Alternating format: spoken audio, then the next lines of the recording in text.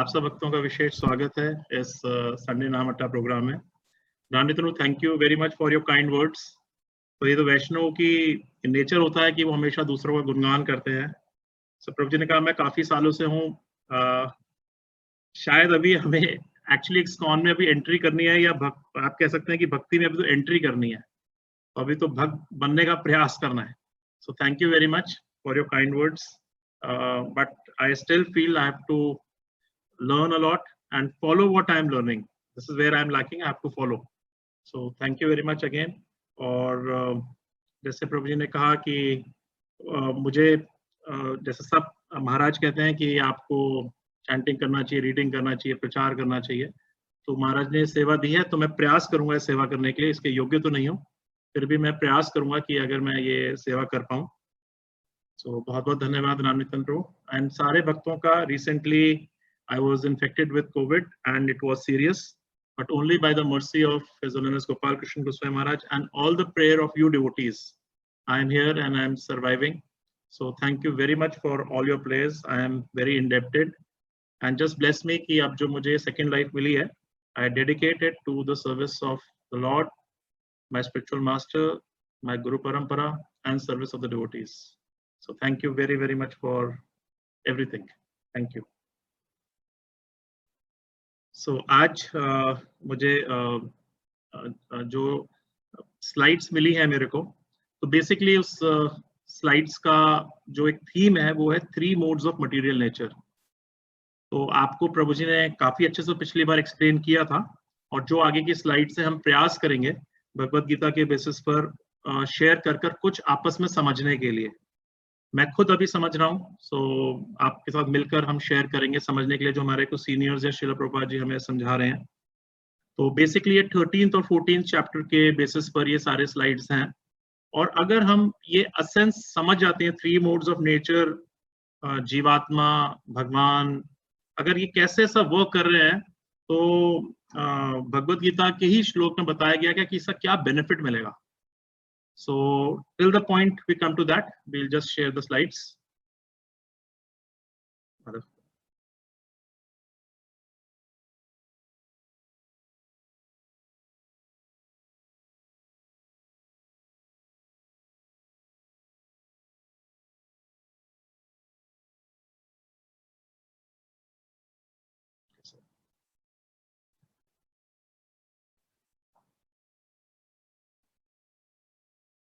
तो आपने देखा था प्रभु जी ने पिछली बार ये स्लाइड शो किया होगा।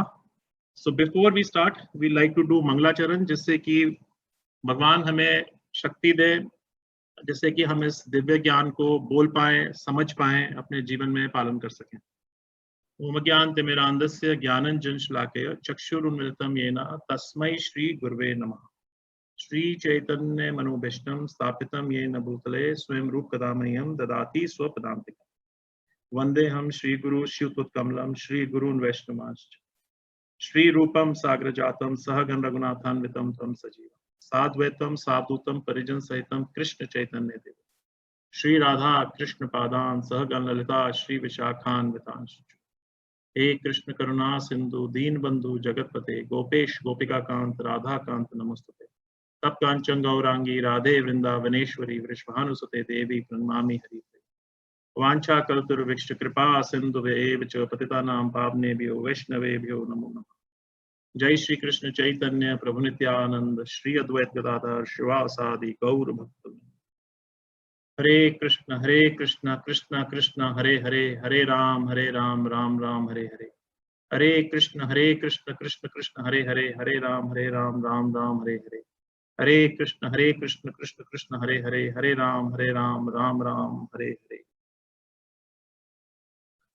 तो जैसे आपने लास्ट टाइम ये स्लाइड देखा होगा, तो बेसिकली पद्म पुराण में कोटेशन है, जलाजा नव लक्षानि सावर लक्ष विंशति कर्मण्य रुद्रा संख्या पक्षिनाम 10 लक्षानि पार्श्वास 30 लक्षानि मनुष्य 4 लक्षानि। तो उसमें बता रहे हैं कि there are 9 lakh species of aquatic life, 2 lakh species plants की, ट्रीज की, 11 lakh 20 lakh species plant and trees की, 11 लाख स्पीशीज इंसेक्ट्स की, 10 लाख स्पीशीज जो हैं बर्ड लाइफ की, 30 लाख स्पीशीज ऑफ बीस्ट और 4 lakh species of human form of life.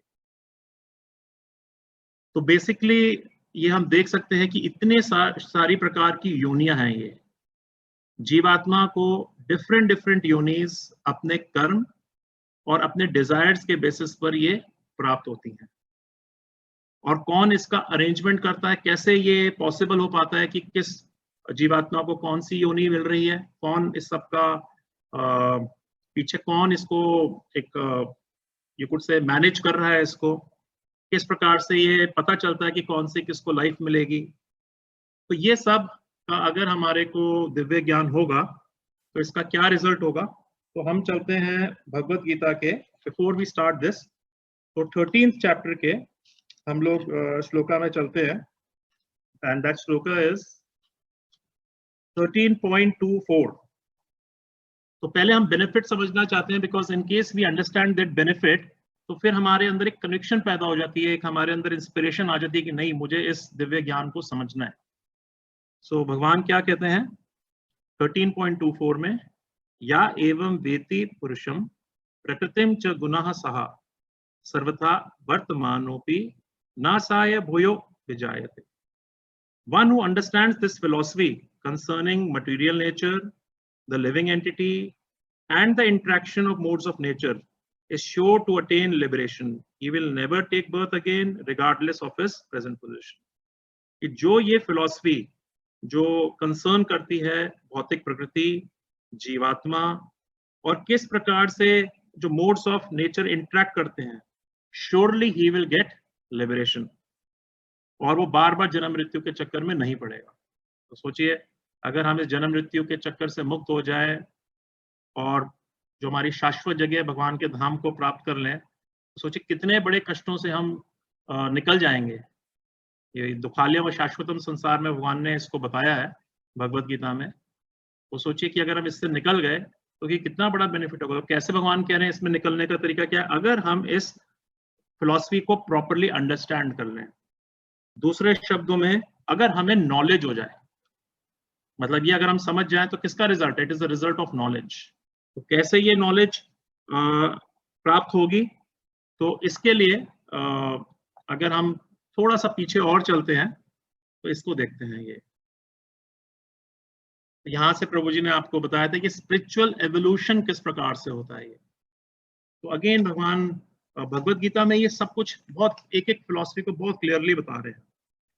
सो अगर हम 14th चैप्टर में जाते हैं तो बहुत स्टार्टिंग के ही श्लोकों में भगवान ये बताना शुरू करते हैं। पहले तो वही दोबारा से जो हमने अभी पढ़ा उसी को भगवान दोबारा से रीइंफोर्स करते हैं 14.2 में, कि अगर आप इस नॉलेज में फिक्स्ड हो जाओगे तो आपको मेरी जैसी ट्रांसडेंटल नेचर प्राप्त होगी। मतलब तीनों गुणों से जो परे है नेचर जो भगवान की है, जो ट्रांसडेंटल नेचर है, जो दिव्य नेचर है, जो तीनों गुणों के परे है, वो नेचर आपको प्राप्त होगी। और अगर वो आपको प्राप्त हो गई तो आप कभी भी आपको जन्म मृत्यु के चक्कर में नहीं पड़ना। तो अब भगवान यहाँ से बता रहे हैं शुरुआत कैसे होती है। तो अगर हमारे को ये रूट से सारा कुछ समझ में आ जाए तो हमारे को बहुत ईजी हो जाएगा कि that we will be very convinced that we have to follow. तो जैसे भगवान कह रहे हैं कि ओरिजिनली हम एक स्पिरिचुअल एक हम सोल हैं जो बहुत प्योर हैं, जो भगवान के अंश हैं, जिनकी कॉन्स्टिट्यूशनल पोजीशन है भगवान को सेवा करने की।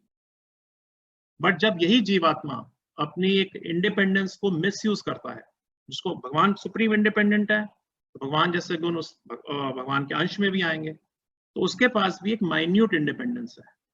लेकिन जब वो अपनी इस माइन्यूट इंडिपेंडेंस को मिसयूज करता है, कैसे मिसयूज करता है, कॉन्स्टिट्यूशनली उसकी जो पोजीशन थी वो क्या थी, भगवान का दास, भगवान की सेवा करना।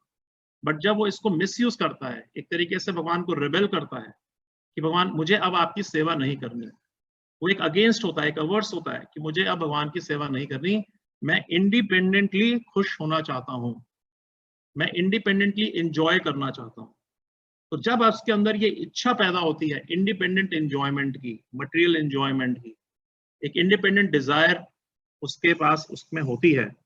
दूसरे शब्दों में अगर इजीली समझे तो जब हम कोई सोचे कि भाई अब मेरे को देश के कानून को नहीं फॉलो करना, वो कहता है भैया देश का कानून मैं तो नहीं इसको कुछ भी मानता, मेरे को इसकी परवाह नहीं है, तो क्या होता है, वो कहाँ आता है, जब देश के कानून को फॉलो नहीं करता तो उसको जेल में आना पड़ता है। तो उसी प्रकार से जब एक जीवात्मा ये डिसाइड करता है कि नहीं, अब मैं इंडिपेंडेंट रहना चाहता हूँ, मैं भगवान के लॉज को नहीं मानना चाहता, तो देन ही कम्स डाउन, वो आता है कहाँ, इस मटीरियल वर्ल्ड में आता है, मटीरियल वर्ल्ड रूपी जेल में वो एंटर करता है। अब क्योंकि उसको मटीरियल एंजॉयमेंट करना है, तो उसके लिए उसको एक शरीर भी चाहिए होगा। जैसे कि फॉर एग्जाम्पल कहीं आग लग गई, तो अगर किसी आदमी को आग में एंटर करना पड़ेगा तो उसको एक फायर सूट पहनना पड़ेगा, नहीं तो उसमें एंटर नहीं कर सकता वो फायर में। तो उसी प्रकार से जब वो भौतिक जगत में आता है एंजॉय करने के लिए, तो एंजॉय करने के लिए उसको एक शरीर चाहिए होता है, उसको सेंसेस चाहिए होती हैं, सेंसेस के माध्यम से वो एंजॉय करने की कोशिश करता है। तो वो अपने एक मनुष्य जीवन, जिसको हम बोल सकते हैं, वो प्राप्त करता है उसको। और जब वो मनुष्य जीवन प्राप्त करता है तो वो एंजॉय करने का प्रयास करता है। और ग्रेजुअली जब वो, जैसे बोल सकते हैं कि भगवान बताते हैं कि जब एक जीवात्मा ये डिसाइड कर लेता है कि मैं अब भगवान की सेवा नहीं करूंगा, कृष्ण भूलिया जीव भोगवांचा करे, पाश्चात्य माया धरे, झापटिया धरे, जब वो डिसाइड कर लेता है कि नहीं, अब मैं भगवान की सेवा नहीं करना चाहता, तो ऑटोमेटिकली भगवान की दो एनर्जीज होती हैं, एक स्पिरिचुअल एनर्जी, एक मटेरियल एनर्जी। तो उसको एक एनर्जी के अंदर तो रहना ही पड़ता है, या स्पिरिचुअल में रह ले वो या मटेरियल में रह ले। तो जब वो ये डिसाइड कर लेता है कि नहीं, मैं इंडिपेंडेंट एंजॉय करूंगा, तो उसको मटेरियल एनर्जी में आना पड़ जाता है। और जब मटेरियल एनर्जी जो 3 गुणों से बनी हुई है वो उसके अंडर में आता है, उसके जब संपर्क में आना शुरू कर देता है वो, तो ग्रेजुअली वो जब ह्यूमन फॉर्म ऑफ बॉडी मिलती है, और अगर वो उसको सही से यूज नहीं करता उसको, तो ग्रेजुअली लोअर फॉर्म्स में डिग्रेड होना शुरू हो जाता है। तो ये देख सकते हैं कि जो एवोल्यूशन के बारे में बताया है, तो हम थोड़ा सा और आगे चलते हैं। प्रभु जी ने पिछली बार आपको बताया था, तो यहाँ पे वही बता रहे हैं कि एक आदमी ह्यूमन फॉर्म ऑफ लाइफ, पहले तो अगर जब उसको ह्यूमन फॉर्म ऑफ लाइफ मिलती है, अगर वो ठीक से उसका उपयोग नहीं करता, यही एक जंक्शन है कि वो जन्म मृत्यु के चक्कर से बाहर निकल जाता है। बार बार ये जो ट्रांसमाइग्रेशन का चक्कर है, ह्यूमन फॉर्म ऑफ लाइफ से ही वो निकल पाता है। लेकिन अगर वो ये चांस मिस कर देता है, तो दोबारा उसको नीचे योनियों में आना पड़ता है। अगर उसने बहुत ही घृणित काम करे हैं, तो उसको बहुत नीचे की योनियों भी मिल जाती हैं, उसको 84 लाख प्रकार की योनियों में जाना पड़ सकता है। तो 84 लाख प्रकार की योनियां कौन सी हैं? तो यहाँ पर जो पद्म पुराण का श्लोक था उसमें वो बता रहे थे कि 9 lakh species of aquatic life, 20 lakh species of plant life, 11 lakh species of insects, 10 lakh species of birds life, 3 lakh species of beast, 4 lakh प्रकार ऑफ ह्यूमन फॉर्म लाइफ। जो पिछली बार प्रभु जी ने आपको एक्सप्लेन किया था कि 4 लाख प्रकार की चेतनाएं हैं। कईयों की चेतना बिल्कुल एनिमल जैसी है, केवल खाना पीना सोचना सोना, कहीं केवल एंजॉय करना चाहते हैं, कई लोग ब्रह्म की जिज्ञासा करना चाहते हैं, कई लोग भगवान के प्रति समर्पित होते हैं। तो अलग अलग प्रकार से अलग अलग चेतनाएं, इसलिए 4 प्रकार ऑफ मनुष्य चेतना बताया गया। तो ये प्रभु जी ने आपको पिछली बार बताया था। और अब हम जो आज बात करते हैं, हमारा बेसिक जो आज इस पूरे स्लाइड्स में हमारे है, वो है जो बेसिक कंसर्न है, वो 3 मोड्स ऑफ मटेरियल नेचर। तो जितने भी आप देख रहे हैं जो वेरियस प्रकार की जो बॉडीज हैं, ये 3 प्रकार के गुणों से बनी हुई हैं। कौन से हैं वो 3 गुण? मतलब इसके वेरियस कॉम्बिनेशन से ये बॉडियां बनी हैं। कौन से हैं वो 3 गुण? गुडनेस, पैशन एंड इग्नोरेंस, सतोगुण, रजोगुण और तमोगुण। तो यहाँ पे बता रहे हैं कि जितने प्रकार के भी लाइफ फॉर्म्स आपने देखे हैं, 9 लाख, वो एक प्रकार से किराए के घर हैं। ये अलग अलग साइजों के, अलग अलग शेप के, और जिसमें एक लिविंग बीइंग को टेम्पररी रहना पड़ता है। जैसे कि फॉर एग्जांपल आप किसी किराए के घर में रहते हैं, तो जितना आप किराया देंगे उसके हिसाब से आपको कमरा मिलेगा। आप 1 बेडरूम का किराया देंगे तो आपको 1 बेडरूम का मिलेगा, आप 2 बेडरूम के पैसे देंगे तो 2 बेडरूम का मिलेगा। तो जैसे जैसे आप किराया देंगे, दूसरे शब्दों में जिस प्रकार से आपकी इच्छाएं होंगी और आपके कर्म होंगे, कर्मों के रिएक्शंस होंगे, उसके वजह से आपको डिफरेंट डिफरेंट प्रकार की योनियां आपको प्राप्त होंगी। और जो ये आपको जो योनियां मिलती हैं अलग अलग प्रकार की, ये तीनों मोड से आपको एक तरीके से इन्फ्लुएंस्ड होती हैं ये। जैसे कि फॉर एग्जांपल आपको एक पशु योनि मिली, आपको एक से सपोजिंग सुअर की योनि मिली, तो आपके पास बिल्कुल आपको जो नेचर है, आपको सूअर की तरह ही एक्ट करना पड़ेगा। आप केवल मल ही खाएंगे, आपके पास बस उतनी लिमिटेड इंडिपेंडेंस है, आप और कुछ नहीं कर सकते। सूअर की योनि में आने के बाद में आप मनुष्य की तरह बिहेव नहीं कर सकते आप। तो जैसे जैसे आपको योनि मिलेगी, उस पर आप तीनों मोड्स के अंडर में आप आ जाते हैं। क्योंकि जो आपको एक शरीर किसने दिया है, जो शरीर किस चीज से बना है, 3 मोड से बना हुआ है। तो नेचुरली है आप मोड्स के कंट्रोल में रहते हैं। हम कभी भी इंडिपेंडेंट नहीं होते, हम मोड्स के अंडर में रहते हैं। और जो मोड्स हैं, जो 3 मोड्स हैं, ये सतोगुण, तमोगुण, रजोगुण, ये हमारी चेतना को इन्फ्लुएंस करते हैं। हमारे पुराने कर्मों के अनुसार हमारा एक स्वभाव बनता है, उस स्वभाव के अनुसार हम लोग एक पर्टिकुलर गुणों से आकर्षित होते हैं, और फिर हम उस गुणों के अनुसार कार्य करते रहते हैं, और ये साइकिल चलता रहता है, चलता रहता है, चलता रहता है। अब यहाँ पे बता रहे हैं कि हालांकि जो एनिमल्स हैं, मतलब वो भी, उनमें भी सतोगुण, तमोगुण, रजोगुण रहता है, लेकिन उनमें रजोगुण की मेन प्रधानता रहती है। फिर भी अलग अलग डिग्रीज जानवरों में भी किसी में सतोगुण ज्यादा भी हो सकता है। दूसरे शब्दों में सारी योनियों में, सारी योनियां सतोगुण, तमोगुण और रजोगुण से प्रभावित रहती हैं। किसी में कोई पर्टिकुलर एक गुण ज्यादा प्रधान रहता है। तो यहाँ पे देख सकते हैं, हालांकि जितने भी एनिमल्स हैं वो सारे के सारे आपके इग्नोरेंस में है, लेकिन फिर भी जो गौ माता है उनमें बताया जाता है कि मोड ऑफ गुडनेस ज्यादा है।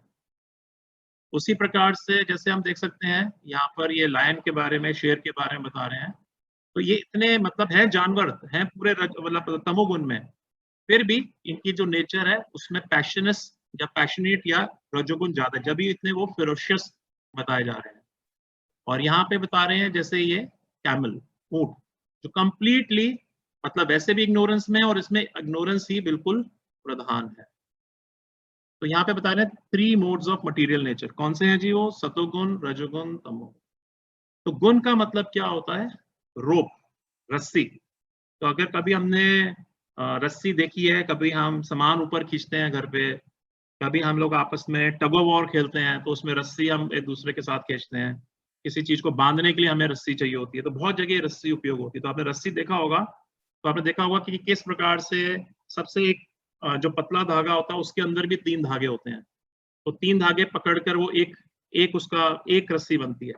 फिर उस रस्सी को जब ऐसी 3-4 रस्सियां मिला देते हैं, फिर उसको टाइट दोबारा से कर देते हैं, तो वो और भी ज्यादा वो पक्की हो जाती है, बिल्कुल आप कह सकते हैं और स्ट्रांग हो जाती है। अब तोड़ना उसको बहुत मुश्किल है। उसी प्रकार से जो ये 3 मोड्स हैं, पहले 3 मोड्स मिलकर एक छोटी रस्सी बनते हैं, एक पतली रस्सी बनते हैं, फिर ऐसे और बनते बनते बनते बनते वो बहुत स्ट्रांग बन जाते हैं। और इसी प्रकार से जो बता रहे हैं कि ये जो भौतिक प्रकृति है, वो हमें जो 3 गुणों से एक तरीके से 3 गुणों से वो काम करती है, तो हमें बहुत स्ट्रांगली वो हमें बाइंड कर देती है। देख सकते हैं हम ये। और ये जो बॉन्डेज है, इसको बोलते हैं पवर्ग। तो पवर्ग का क्या मतलब बता रहे हैं कि प का मतलब परिश्रम, कि हमें बहुत स्ट्रॉन्ग परिश्रम हमारे को करना पड़ता है। जीवन का व्यापन करने के लिए हमें बहुत स्ट्रगल करना पड़ता है। आप खुद आप सब जानते होंगे, जो लोग भी अपनी फैमिली को रन कर रहे हैं, कितना हार्ड हमें परिश्रम करना पड़ता है। और इतना परिश्रम करते हैं कि मुंह से, आप समझिए कई बार हमारी सांस भी उखड़ जाती है। मतलब सोच लीजिए कि जैसे एक प्रकार से बताया है कि जो घोड़ा है वो जब बहुत परिश्रम करता है तो उसके मुख से फोम निकल जाता है। तो क्योंकि हमारे को अपने परिवार वालों को पालना है, अपनी इंद्रियों की तृप्ति करनी है, या अपने साथ में जो हमारे बॉडी से जुड़े हुए हैं उनकी इंद्रियों की तृप्ति करनी है, तो हमें बहुत हार्ड वर्क करना पड़ता है। उसके कारण हमारे मुंह से कभी फोम भी निकल जाता है, मतलब बहुत परिश्रम करना पड़ता है। डे नाइट हमारे को बहुत हार्ड वर्क करना पड़ता है। और फिर क्या है? भय, मतलब बंधन। बंधन मतलब बी फॉर बॉन्डेज, मतलब हम जितने भी एफर्ट कर लें, हमेशा हम 3 गुणों से हमेशा बंधे रहते हैं।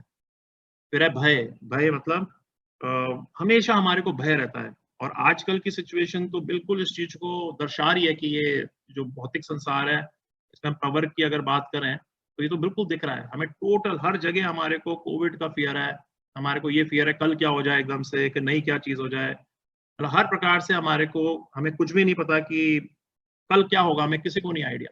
सो बहुत फियर है। और फिर क्या है? माँ मतलब मृत्यु। हम जितने मर्जी भी अपने प्लान्स बना लें, सिक्योरिटीज बना लें, बट अंत में मृत्यु आएगी ही, और वो हमारे को हमेशा, मतलब हमारा जितना भी है, जो भी हमारे कुछ अटैचमेंट्स हैं, हमारे पोजेशंस हैं, रिलेशंस हैं, सब कुछ यहीं रह जाएगा, या उसको वो ले जाएगी, दूसरे शब्दों में हम बोल सकते हैं। तो हम देख सकते हैं हम पूरी तरह बहुत टाइटली इन 3 रोप से बंधे हुए हैं। तो अगर हमें इस 3 रोप से बंधना है तो हमें क्या करना पड़ेगा? हमें पहली बात, अगर कोई इसको रोप को खोल सकता है तो कौन खोल सकता है? जिसके हाथ खुले हों। और या फिर अगर हम ये समझें कि जो भगवान की मतलब भगवान की भक्ति के द्वारा ही हम केवल इस अपर वर्ड से निकल सकते हैं, इस हार्ड स्ट्रगल से निकल सकते हैं।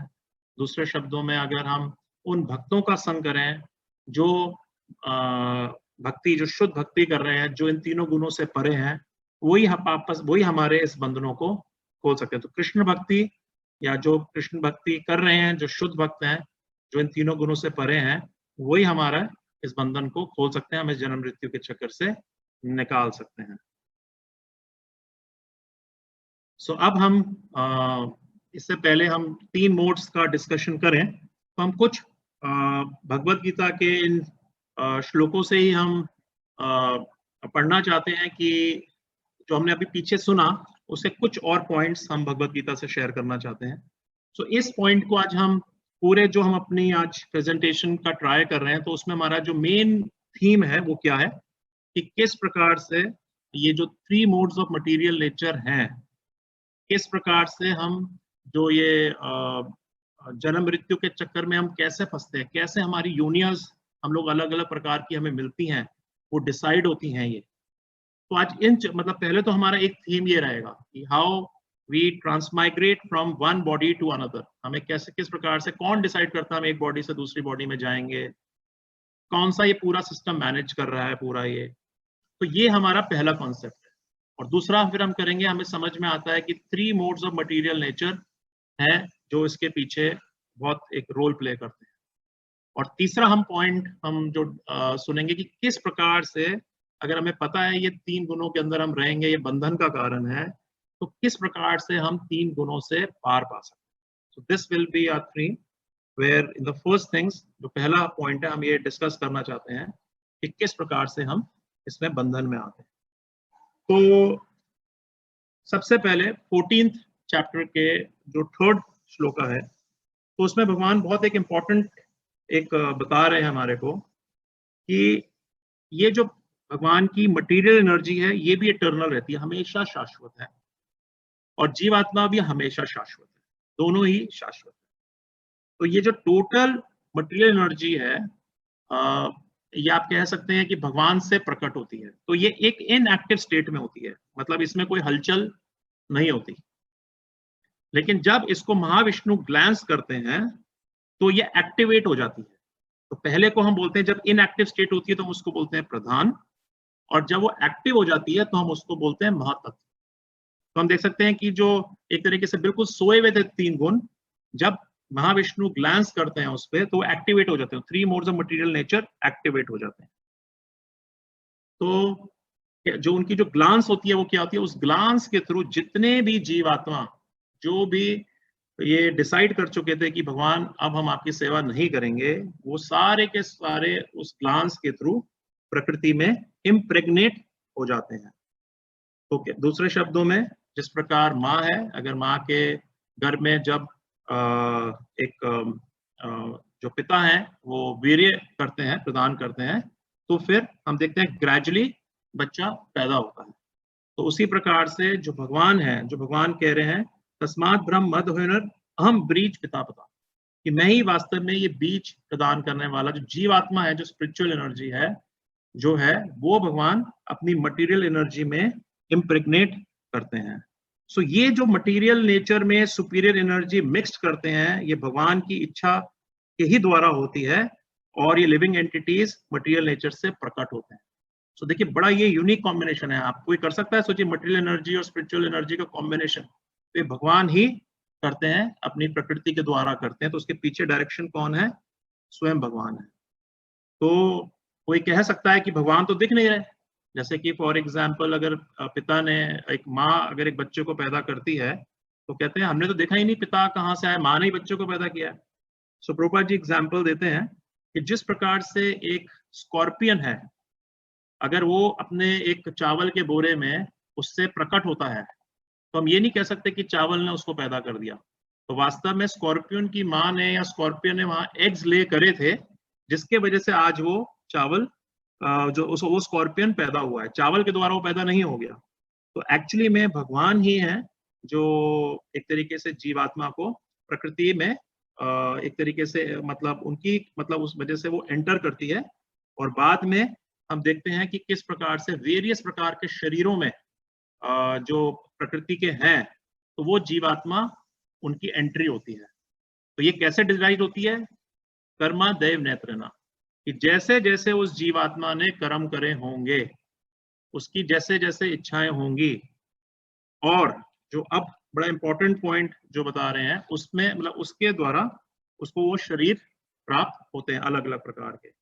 और इसको बहुत इंपॉर्टेंट तरीके से समझाया है भगवान ने 13वें अध्याय के भगवद गीता के 22वें श्लोक में। तो प्रभुपाद जी बहुत अच्छे से इसको पूरा समझाते हैं। पुरुषः प्रकृति स्तो ही भुंक्ते प्रकृति जन गुणान कारणम गुण संगस्या सद असद योनि जन्मशु। तो वो बता रहे हैं प्रभुपाद जी जो बता रहे हैं कि ये वर्ड्स बहुत इंपॉर्टेंट है अंडरस्टैंड करने के लिए कि किस प्रकार से जो जीवात्मा है वो एक बॉडी से दूसरी बॉडी में जा रहा है। ये इसी प्रकार से जैसे कि आप अपनी एक ड्रेस छोड़कर दूसरी ड्रेस आप चेंज करते हैं। तो ये चेंज ऑफ ड्रेस क्यों होती है? तो वो बता रहे हैं क्योंकि हम एक तरीके से हमारे को इस भौतिक आकर्षण हमारे को बहुत है। We are very attached to material existence. हमारे अंदर बहुत स्ट्रॉन्ग भौतिक आकर्षण है, हम कैप्टिवेट हो जाते हैं इस भौतिक आकर्षण से, जिसको वो कहते हैं फॉल्स अट्रैक्शन है। और इसके वजह से हम बार बार जन्म मृत्यु के चक्कर में पड़े रहते हैं, बिकॉज हमारी इच्छा है सेंस एंजॉयमेंट करने की, मटेरियल एनर्जी को एंजॉय करने की। इस वजह से हम एक इन बार बार जन्म मृत्यु के चक्कर में हम पड़े रहते हैं। कभी हमें डेमीगॉड का शरीर मिलता है, कभी मैन का मिलता है, कभी विमन का मिलता है, कभी बीस्ट का मिलता है, कभी बर्ड का मिलता है, कभी एक्वाटिक का मिलता है, कभी वर्म का मिलता है, कभी एक मच्छर का शरीर मिलता है, कई बार सेंट का भी शरीर मिलता है। सो क्यों? क्योंकि हमेशा वो प्रकृति को एंजॉय करना चाहता है, वो समझता है कि मैं इसका मास्टर हूं, वास्तव में वो इसी के अंडर में रहता है। So it is due to association of 3 modes of material nature, उसको ये वेरियस प्रकार के शरीर मिलते हैं।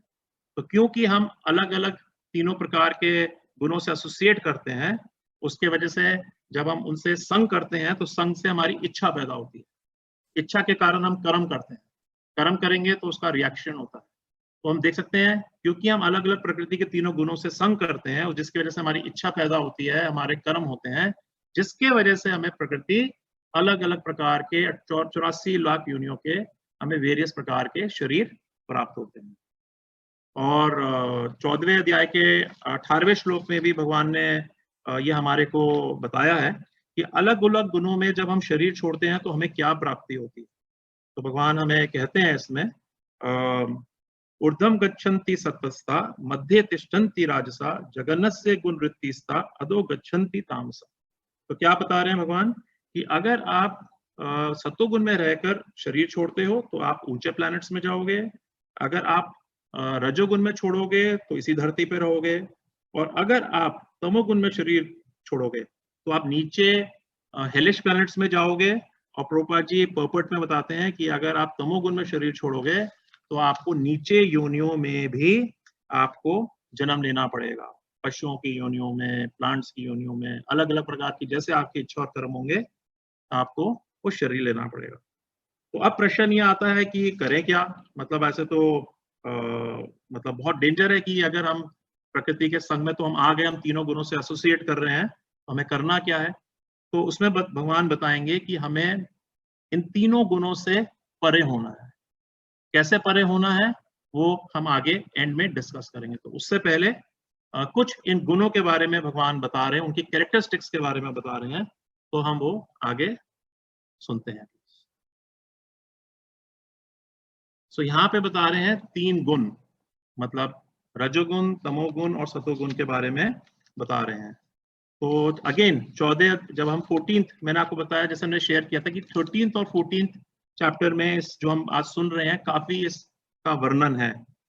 तो इसमें बता रहे हैं भगवान कि जो ये मटीरियल नेचर है वो 3 गुणों से बनी हुई है। सत्वम रजस्तम इति गुणा प्रकृति संभवा निबदंती महाबाहो देही देही नाम अव्ययम। तो बता रहे हैं इसमें भगवान कहते हैं कि जो मटेरियल नेचर है 3 मोड से कंसिस्ट होती है, 3 गुणों से वो बनी है, गुडनेस, पैशन और इग्नोरेंस।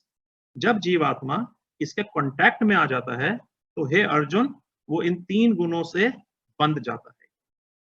तो अब हम जैसे उन्होंने बताया 3 गुण, तो हम एक 3 गुण की क्या क्या उसके सिम्टम्स हैं, क्या क्या उसके कैरेक्टरिस्टिक्स हैं, वो हम देखते हैं।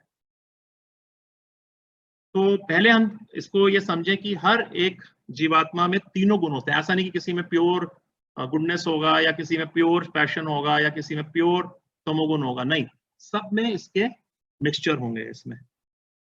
तो जिसमें सत्वगुण की प्रधानता होती है उसके क्या लक्षण बताए गए हैं कि वो औरों से ज्यादा वाइजर होता है, उसको नॉलेज होती है, वो स्क्रिप्चर्स के अनुसार अपना जीवन जीता है, वो ज्यादा सिंफुल नहीं होता, इसलिए उसको ज्यादा मटेरियल जो है मिजरीज भी उसको ज्यादा इफेक्ट नहीं करती। लेकिन वो भी इस गुण से बन जाता है। कैसे बन जाता है? क्योंकि वो समझता है कि मुझे औरों से बहुत ज्यादा नॉलेज है, इस वजह से, या वो खुश रहता है तो वो सोचता है कि यार ये तो बहुत अच्छी स्थिति है, तो अपनी एडवांसमेंट, बिकॉज उसको बहुत नॉलेज होती है, उसको सेंस ऑफ हैप्पीनेस होती है, तो उसी से बंध जाता है। तो प्रभुपाद जी इसमें पर्पट में बताते हैं कि जो एटलीस्ट ये जो सत्वगुण है तो इसमें इल्यूमिनेशन होती है, एटलीस्ट आप कह सकते हैं एक तरीके से उसमें अंधकार नहीं होता ज्यादा, वो ज्ञानमय रहता है। तो उसको ये अंडरस्टैंडिंग होती है कि मुझे क्या करना चाहिए, मुझे क्या करना नहीं चाहिए। तो इसमें प्रभुपाद जी लिखते हैं पर्पट में, बाय कल्टिवेशन ऑफ नॉलेज, अगर कोई साधुओं से, शास्त्रों से, गुरु से समझता है कि मुझे क्या करना चाहिए, मुझे क्या नहीं करना चाहिए, सो ही कैन डिस्क्रिमिनेट। एक तरीके से उसके पास ज्यादा एक फ्रीडम होती है to take a decision, to use his independence. तो जैसे कि ब्राह्मण है, तो एग्जाम्पल है कि कौन इसमें है, मतलब एक एग्जाम्पल के तौर पे ब्राह्मणा को हम बोलते हैं कि उसमें सत्वगुण की वृत्ति ज्यादा है। साइंटिस्ट हो गए, फिलोसफर हो गए, पोएट हो गए, तो इनमें, लेकिन ये भी एक तरीके से कंडीशनड हो जाते हैं। क्यों? क्योंकि इनको लगता है कि लाइफ तो बहुत अच्छी चल रही है, कोई दिक्कत नहीं है। जैसे हमारे कई बार आचार्य बताते हैं कि आपका बहुत ही सुंदर टॉयलेट हो, तो क्या आप टॉयलेट में रह पाओगे?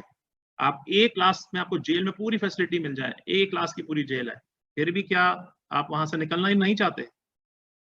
तो ये भी बंधन का कारण है। तो अगेन तीनों गुणों को क्रॉस करके हमें प्योर गुडनेस में आना है। लेकिन एटलीस्ट अगर आप तमोगुण में हो तो बेटर है हम रजोगुण में आ जाएं। रजोगुण में आ जाएं तो उससे बेटर है कि एटलीस्ट हम सतोगुण में आए। तो श्रील प्रभुपाद जी अपने एक लेक्चर में बताते हैं कि एटलीस्ट मनुष्य जीवन अगर हमें मिला है तो हम अपनी अधोगति ना करें नीचे गुणों में जाकर, एटलीस्ट हम सतोगुण में आने का प्रयास करें। जब हम सतोगुण में आएंगे तो हम समझ पाएंगे कि जीवन, हम कौन है, भगवान कौन है, जीवन का क्या लक्ष्य है, उसकी प्राप्ति कैसे हो पाए। ये तमोगुण और रजोगुण में नहीं पॉसिबल हो पाता। तो एटलीस्ट हम सतोगुण में आने का तो प्रयास करें। तो एक एग्जाम्पल दिया जाता है इसमें कि किस प्रकार से सतोगुण का एक कैरेक्टरिस्टिक है। तो बताते हैं कि इसे समझ लीजिए डॉक्टर है, वो और उसकी एक वाइफ है, बहुत वेल सेटल्ड हैं वो लोग। डॉक्टर बहुत ऑनेस्टली अपनी इनकम पूरी कमा रहा है, और जो उसकी वाइफ है वो भी घर के काम बहुत अच्छे से कर रही है, बच्चे भी बहुत अच्छे से सेटल्ड हैं, तो वो बड़े खुश हैं और उनको ज्यादा मिजरीज भी नहीं है। तो हम कह सकते हैं कि वो गुडनेस में है वो लोग भी, लेकिन फिर भी वो 3 गुणों में ही है। और क्योंकि वो 3 गुणों में है तो एक तरीके से दे आर, मतलब एक तरीके से डेसिग्नेटेड है वो, या फिर समझ सकते हैं उनका बस एक ही, उनकी वो ये नहीं समझ पाते कि वो कौन है, भगवान कौन है। और उनकी जो भी कंसर्न है वो ये है कि केवल कैसे मैं खुश रहूं, मेरा शरीर स्वस्थ रहे और मैं हर प्रकार से खुश रह पाऊं। लेकिन वो अभी तक नहीं समझ पाए कि वो वास्तव में भगवान के नित्य दास हैं। वो ना तो ये शरीर है ना ही माइंड है, और वो एक तरीके से अभी भी वो देहात्म बुद्धि के अंडर में होते हैं। वो अपने आप को शरीर से एक तरीके से आइडेंटिफाई करते हैं। दूसरे शब्दों में अभी भी वो तीनों जो मोड्स ऑफ नेचर हैं सत्वगुण, उससे वो प्रभावित हैं अभी भी। और उसके बाद में रजोगुण की कुछ कैरेक्टरिस्टिक्स बता रहे हैं। तो रजोगुण की कैरेक्टरिस्टिक्स क्या बताई हैं? जो एक अट्रैक्शन है बिटवीन मैन और वुमन अगर किसी के अंदर है तो समझ लीजिए मोड ऑफ पैशन है वो। तो जैसे जैसे ये मोड ऑफ पैशन इंक्रीज होता है तो क्या होता है कि हमारे अंदर और हैंकरिंग हो जाती है मटेरियल एंजॉयमेंट की। हम लोग ऑनर चाहते हैं, हम प्रेस्टीज चाहते हैं, हम नेम चाहते हैं, हम फेम चाहते हैं, गुड स्टेटस चाहते हैं। हम लोग बहुत मेहनत करते हैं इन चीज़ों को प्राप्त करने के लिए, और कई बार तो मतलब कुछ दान पुण्य भी करते हैं, हॉस्पिटल बनाते हैं, बहुत वेरियस कॉजेज के लिए भी यूज करते हैं। दिखाते हैं ये लोग कि हम बहुत रिलीजियस हैं, बट एक तरीके से केवल दिखावट होता है कि भाई कुछ तो मतलब उनको लगे कि एक हमारी भौतिक समाज में हमारी एक पोजीशन बनी रहे। और जैसे पहले में हमने देखा था कि जो सत्वगुण के लोग हैं वो शास्त्रों की बातें के हिसाब से वो चलते हैं, और ये लोग जो हैं ये शास्त्रों के अनुसार मतलब विम्सिकल एटीट्यूड होता है इनका, शास्त्रों के अनुसार ये लोग नहीं चलते। और प्रभुपाद जी जैसे बताते हैं अपने पर्पट में कि whole world is almost in passion, और जो वैदिक सोसाइटी होती है तो उसको हम लोग गुडनेस में बोलते हैं। तो एक एग्जाम्पल है कि किस प्रकार से जैसे देख सकते हैं कि मैन और वुमन का इतना स्ट्रॉन्ग अट्रैक्शन है, तो ये पैशन का एक सिम्टम है, तो जिसके अंदर ये है तो समझ लीजिए पैशन के अंदर वो है। एंड वो मतलब एक स्त्री से पुरुष स्त्री से आकर्षित होता है और स्त्री पुरुष से अट्रैक्ट होती है। प्रभुपाद जी अपने लेक्चर्स में बोलते हैं man is running after a woman and woman is running after a man, और उसको अपनी इंद्रियों को तृप्त करना है, और क्या नाम वो मतलब उसके पीछे भागता रहता है कि किस प्रकार से वो अपनी इंद्रियों को तृप्त कर सके, और उसके लिए वो 24 घंटे बहुत हार्डवर्क करता है, और फिर घर में आता है, खाता है, पीता है, सोता है, टीवी देखता है, थोड़ा भोग करता है, और कल सवेरे से फिर दोबारा से काम पर लग जाता है वो। तो इसका एग्जाम्पल हम सोच सकते हैं कि जैसे आजकल की बहुत कॉमन एक फैमिलीज हैं कि हस्बैंड वाइफ हैं, उनके बच्चे हैं, उनका एक अच्छा घर है, तो हस्बैंड बहुत मेहनत करता है, सुबह सुबह जैसी होता है टाइम जल्दी जल्दी उठ के मतलब ऑफिस के लिए भागता है। कई बार तो सुबह ढंग का ब्रेकफास्ट भी ढंग से नहीं करता, और फिर बहुत काम में बस पहुंचता है वहां पर, 24 घंटे काम करता रहता है, बहुत प्रेशर होता है।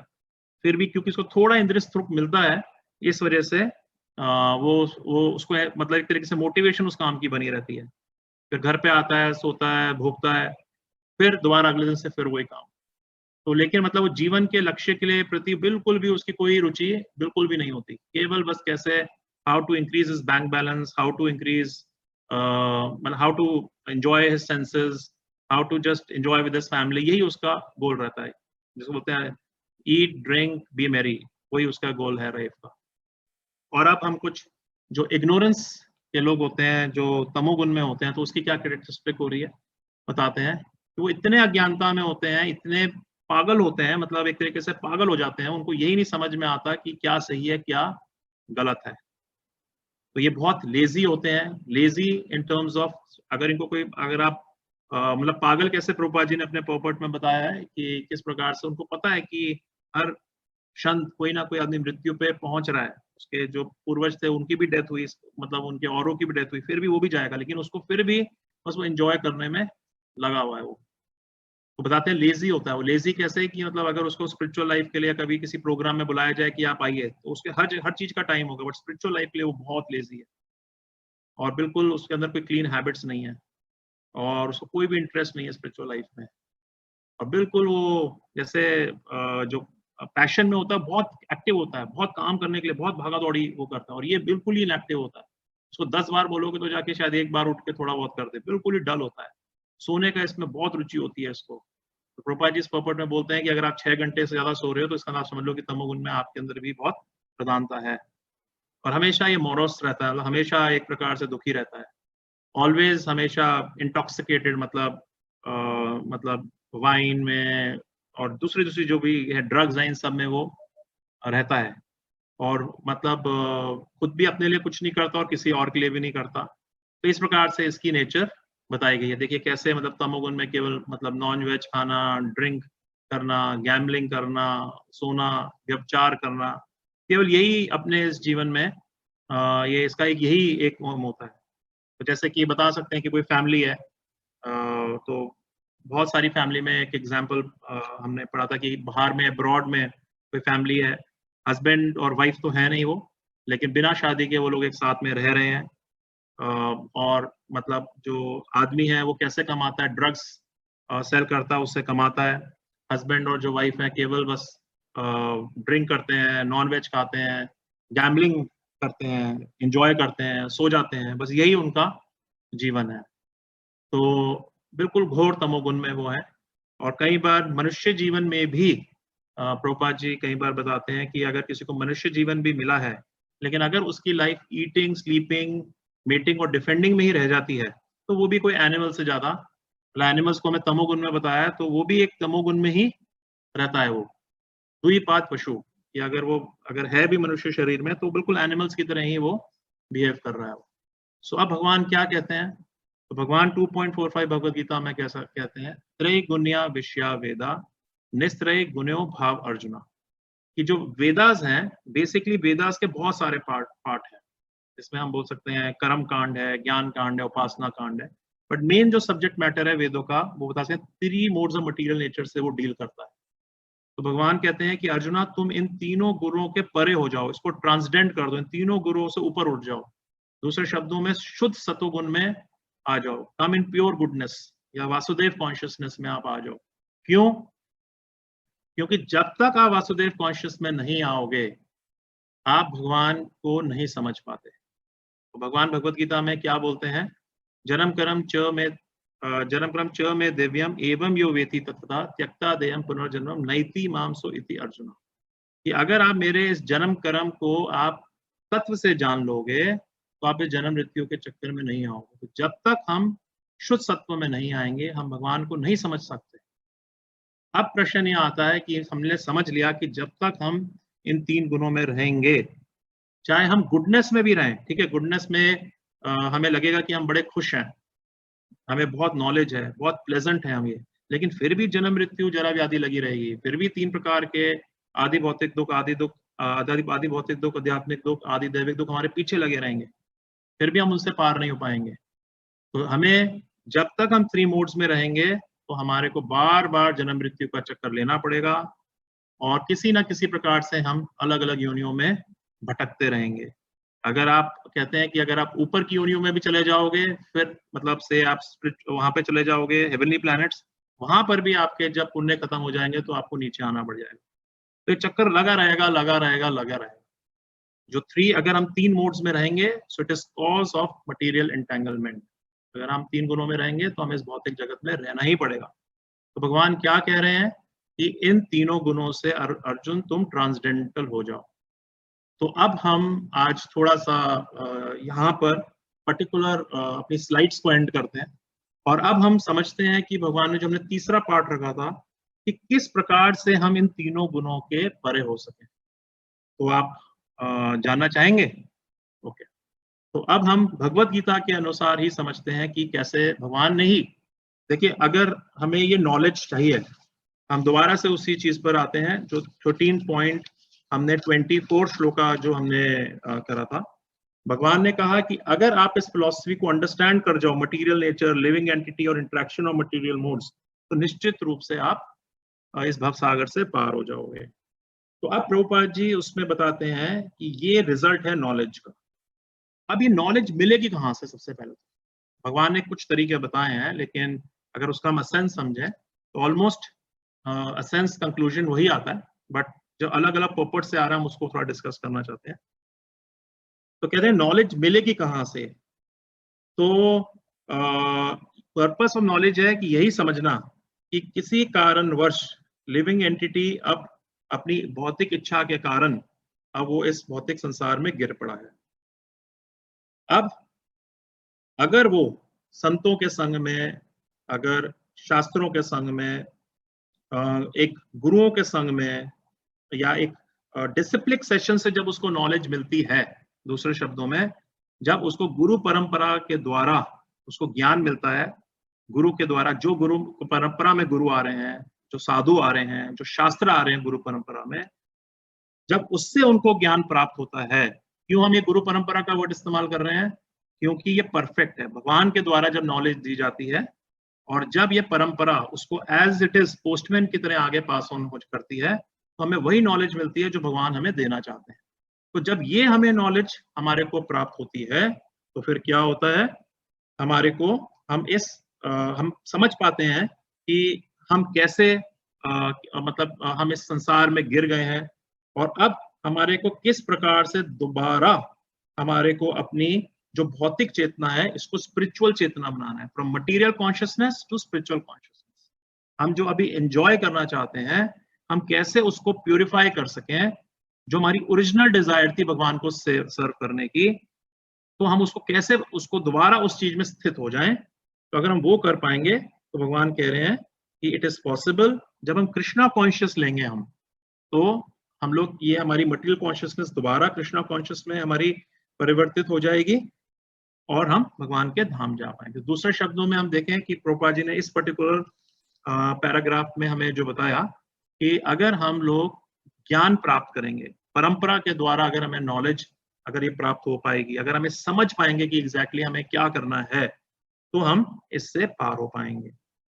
और भगवान भगवत गीता में ही बोलते हैं, अगर हमने सुना होगा 7th चैप्टर के, अगर हमने 14th श्लोक में भगवान कहते हैं, देवी हई ईश गुणमयी मम माया दुरत्या माँ में प्रपद्यन्ते माया एतम तरंती। तो क्या बता रहे हैं भगवान, ये जो मेरी भौतिक प्रकृति है, डिवाइन प्रकृति है, मेरी प्रकृति है, जो 3 मोड्स ऑफ मटेरियल नेचर के द्वारा मतलब ये मतलब कंसिस्ट करती है, ये बहुत मुश्किल है इसको पार पाना। सोचिए इतनी हैवी ये रोप है, तोड़ पाना हमारे लिए बहुत मुश्किल है। तो फिर क्या करें, नहीं पॉसिबल है?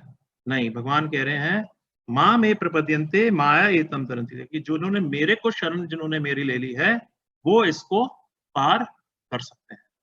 तो प्रभुपाद जी एग्जाम्पल देते हैं कि हम सपोज किसी के घर में गए और घर में जब हम गए तो इमीडिएटली उसका एक बहुत बड़ा बुलडॉग आ जाता है और हमारे ऊपर चढ़ जाता है। लेकिन अगर उसका मालिक उसको बोल दे कि नहीं टॉमी सिट डाउन, तो इमीडिएटली वो डॉग हमें छोड़ देता है। तो जब हम भगवान की शरण में चले जाएंगे तो भगवान इस माया को बोल देंगे अब इसको छोड़ दो, तब ये हमें छोड़ पाएगी। अपने आप से अगर हम सोचें कि हमें छोड़ देगी, पॉसिबल नहीं है। तो कैसे ये हो पाएगा पॉसिबल? तो भगवान ही हमें बताते हैं भगवत गीता में। तो now we go to 14th chapter के श्लोक में। तो उसमें भगवान 26 श्लोका में बहुत इंपॉर्टेंट बता रहे हैं कि किस प्रकार से अगर हमें इस तीनों गुणों को पार करना है तो क्या पॉसिबिलिटी है। तो बता रहे हैं, माम च अव्यभिचारिणे योगन भक्ति योगन सेवते सगुणान समित एत्यान ब्रह्म भूयते कल्पते। तो भगवान कहते हैं जो मेरी भक्ति में लगता है, अनफेलिंग इन ऑल सर्कमस्टेंस, जो मेरी एक तरीके से शुद्ध भक्ति में लगता है, वो ही person in 3 modes of material nature को क्रॉस कर सकता है और वो एक तरीके से ब्रह्म प्लेटफॉर्म पे आ सकता है। तो भगवान ने बहुत इजीली बता दिया कि अगर आप मेरी शरणागति लोगे तो आप इस 3 गुणों से, या माया जो 3 गुण रूपी है, इससे आप फ्री हो पाओगे। अगर आप मेरी भक्ति करोगे तो आप इन तीनों गुणों से परे हो जाओगे। तो अब ये हमारे ऊपर है कि हम इन तीनों गुणों में ही रहना चाहते हैं और बार बार जन्म मृत्यु के चक्कर में हम पड़े रहना चाहते हैं, बार बार कष्टों को पाना चाहते हैं, या मनुष्य जीवन में ही जो डिसीजन हो सकता है, जो हम लोग इसी में हम लोग एक डिसीजन ले सकते हैं कि नहीं मुझे इसको पार करना है। तो मुझे क्या करना है, मुझे भगवान की भक्ति करनी है, मुझे भगवान कृष्ण की भक्ति करनी है। तो अगर हम ये डिसीजन ले लेते हैं और भगवान की भक्ति करते हैं तो हम तीनों गुणों से परे हो जाएंगे, बार बार इन चक्रों से निकलकर अपने शाश्वत जो हमारी प्लेस है, मतलब जो हमारा रियल रेजिडेंस है गोलोक धाम, हम वो उसको प्राप्त कर पाएंगे। और कैसे? अब जैसे हमने भगवान ने कहा अपनी भक्ति कर। तो भक्ति सिंपल शब्दों में क्या है, कलयुग में जो भक्ति का प्रहलाद महाराज बताते हैं, भक्ति 9 प्रकार से, किस प्रकार से भक्ति करी जाती है। श्रवणम कीर्तन विष्णु स्मरणम पाद सेवनम अर्चनम दास्यम वंदनम साख्यम आत्मनिवेदन।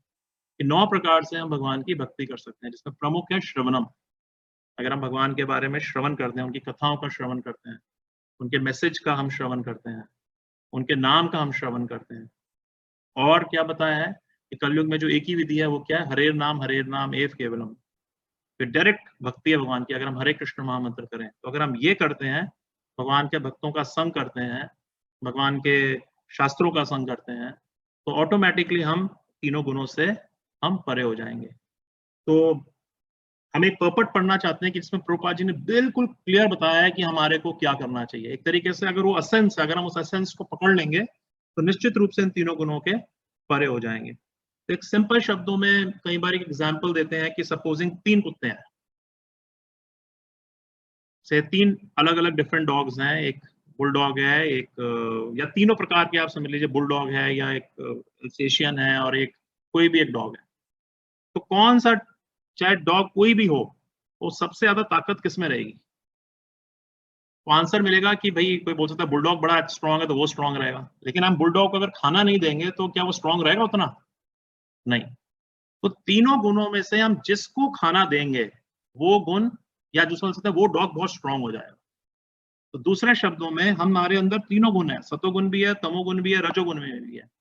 तो जिस गुण को हम ज्यादा खाना देंगे, जिसका संग ज्यादा करेंगे, तो ऑटोमेटिकली वो हमारे अंदर गुण बढ़ जाएगा। सपोजिंग मैं रजोगुण का बहुत संग करता हूँ, मैं टीवी देखता हूँ, मैं मूवीज देखता हूँ, या मैं ऐसे लोगों का संग करता हूँ जो बहुत ज्यादा से जिनको बहुत ज्यादा भौतिक एंजॉयमेंट चाहिए, जैसे वो कभी भी सेटिस्फाइड नहीं होते। मतलब आज उनका पास 10 रुपए आ गए तो वो कल चाहते हैं मुझे 1 लाख रुपए आ जाए, और सुबह से शाम काम में लगे रहते हैं। मैंने आज 1 घर बना लिया, मैंने आज 2 घर बना लिया, मेरा इतना बैंक बैलेंस हो गया। लेडीज बोलती है आज मैंने इतनी की ज्वेलरी ले ली, उसने कहा मैंने इतनी की ज्वेलरी ले ली। तो जब हम इन लोगों का संग करेंगे तो हमारे अंदर भी रजोगुण बढ़ जाएगा।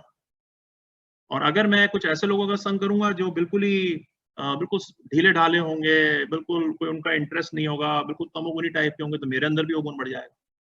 तो अगर मेरे को सतोगुण बढ़ाना है तो मुझे सतोगुणी लोगों का संग करना पड़ेगा। मेरे को अपने सतोगुण को मुझे खाना देना पड़ेगा। ऑलरेडी तीनों गुण है हमारे अंदर, किसको हम खाना देते हैं वो गुण स्ट्रांग बन जाएगा। और अगर मुझे तीनों गुणों के परे होना है तो मुझे उन भक्तों का संग करना पड़ेगा जो तीनों गुणों के परे हैं। मुझे भगवान का संग करना पड़ेगा, भगवान की कथा का संग करना पड़ेगा, भगवान के नाम करने का संग करना पड़ेगा, जो तीनों गुणों से परे है। तो मैं भी 3 गुणों से परे हो पाऊंगा। तो ये कुछ हमारे आचार्य, कुछ हमारे सीनियर्स ने हमें बताया था। And after hearing this purport what Srila Prabhupada ji has said, we would like to close this presentation today. तो इसमें बहुत important ये है ये purport, और 14.27 14वें अध्याय का बिल्कुल आखिरी ये श्लोका है, और हम बिल्कुल आखिरी का ही इसका एक purport पढ़ेंगे। मैं इंग्लिश और हिंदी में दोनों पढ़ना चाहूंगा, क्योंकि कई भक्त तो हिंदी में ज्यादा बेटर समझ पाएंगे, कहीं हिंदी में, और बड़ा इंपॉर्टेंट पर्पट है ये। इसमें सब कुछ क्लियर है कि क्या हमें करना चाहिए।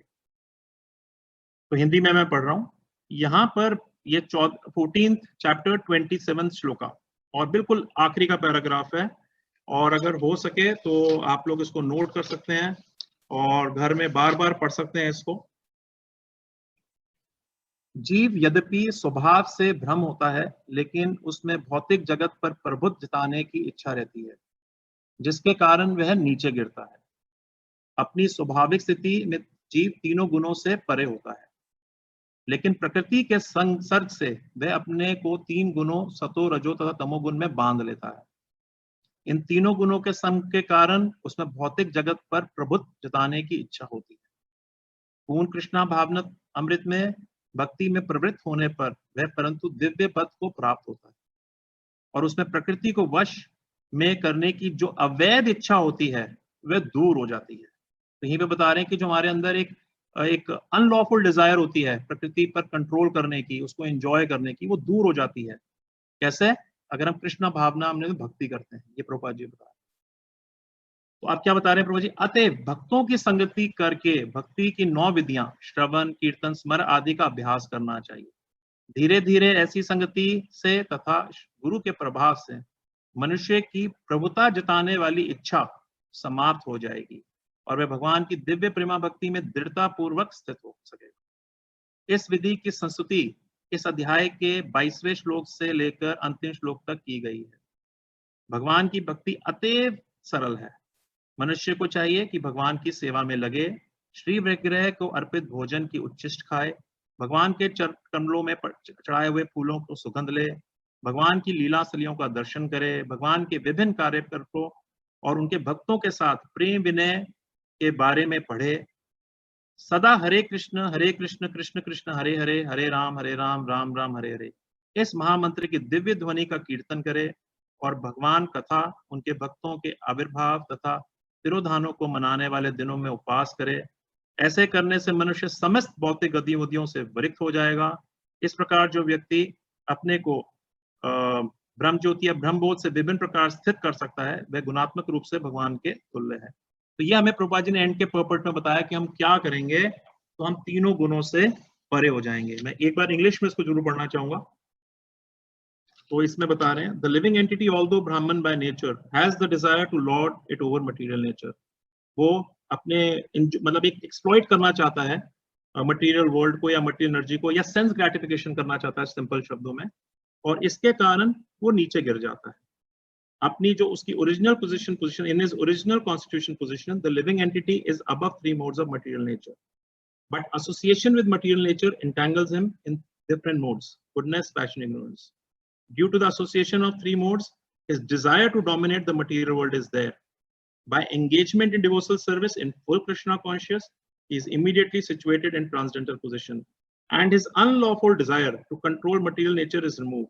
Therefore, the process of devotional service, beginning with hearing, chanting, remembering, and prescribed 9 methods of realizing devotion, should be practiced in association of devotees. Such association, influence of spiritual master, one desire to dominate is removed, and one firmly becomes situated in transcendental services. तो कहने का बहुत simple शब्दों में, अगर हम भक्ति करते हैं तो हम ग्रेजुअली इन तीनों, हमारे अंदर जो अनलॉफुल डिजायर है, जो ओरिजिनल कारण थी हमारे गिरने का, वो प्यूरिफाई हो जाती है, और हम भगवान को अब सर्व करना चाहते हैं। अब हम तीनों गुणों के परे हो जाते हैं। और क्या प्रभुपाद जी हमें बहुत सिंपल तरीके बता रहे हैं कि हमें one should engage in service of the Lord, उनको भगवान का प्रसाद खाना चाहिए, भगवान का, भगवान के फूलों को स्मेल करना चाहिए, भगवान की लीला स्थलियों पे जाना चाहिए, भगवान के वेरियस कार्यक्रमों के बारे में पढ़ना चाहिए, और चैंटिंग ऑफ द हरे कृष्ण महामंत्र करना चाहिए, जो वास्तव में जो सबसे इंपॉर्टेंट चीज जो है इस कलयुग में। और हमें अलग प्रकार के observe various fasting in the appearance disappearance of Lord and devotees, भगवान के जो अलग अलग दिन में उनका आविर्भाव या तिरुभाव डिवोटीज का, या भगवान का अप्राकट्य जैसे बता रहे हैं, भगवान का प्राकट्य, और जो उनके डिवोटीज हैं, शुद्ध डिवोटीज हैं, उनका अपीयरेंस और डिपेयरेंस उनको मनाना चाहिए। अगर हम ये प्रोसेस करते हैं तो जितनी भी भौतिक गतिविधि, जो भौतिक एक्टिविटीज है तीन गुणों के अंदर, हम उससे मुक्त हो जाएंगे, हम शुद्ध सतोगुण में हमें प्राप्ति होगी। शुद्ध सतोगुण में अगर हम आ गए तो हम भगवान को हम समझ पाएंगे तत्व से, और भगवान को हमने अगर तत्व से समझ लिया तो हम भगवान के धाम जाएंगे। और अगर हम तीन गुणों में रहेंगे तो हमें इस भौतिक जगत में ही रहना पड़ेगा। तो चॉइस हमारी है। तो भगवान ने बहुत क्लियर इंडिकेशन भगवत गीता में दे दी है कि हमें क्या करना चाहिए। तो हमने छोटा सा हमने ये विल जस्ट समराइज कि किस प्रकार से ये जो ये भगवान हमें सबसे पहले बता रहे हैं कि किस प्रकार से हम ये ट्रांसमाइग्रेशन ऑफ सोल का जो है ये सिस्टम कैसे चलता है, किस प्रकार के तीन गुण हैं, उसके क्या अलग अलग कैरेक्टरिस्टिक्स होती हैं, और कैसे हमें इस तीन गुणों से हमें परे होना है, ये भगवान ने हमें 13 और 14 चैप्टर में हमें समझाया है। तो आप सबका बहुत बहुत धन्यवाद पेशेंट हियरिंग के लिए। श्रील प्रभुपाद की जय, श्रीमद् भगवद गीता की जय। Thank you very much. Thank you very much प्रभु जी फॉर योर बहुत सुंदर अपने तीनों मोड ऑफ नेचर्स को आपने समझाया। और किसी का कोई क्वेश्चन हो इससे रिलेटेड तो वो पूछ सकते हैं। किसी का भी इससे रिलेटेड कोई भी क्वेश्चन हो, या इससे भी थोड़ा हटके भी कोई क्वेश्चन हो स्पिरिचुअलिटी अपने अध्यात्म जीवन से, तो वो हैंड रेज करके क्वेश्चंस पूछ सकते हैं। हैंड रेज करेंगे फिर हम उनको अनम्यूट कर सकते हैं।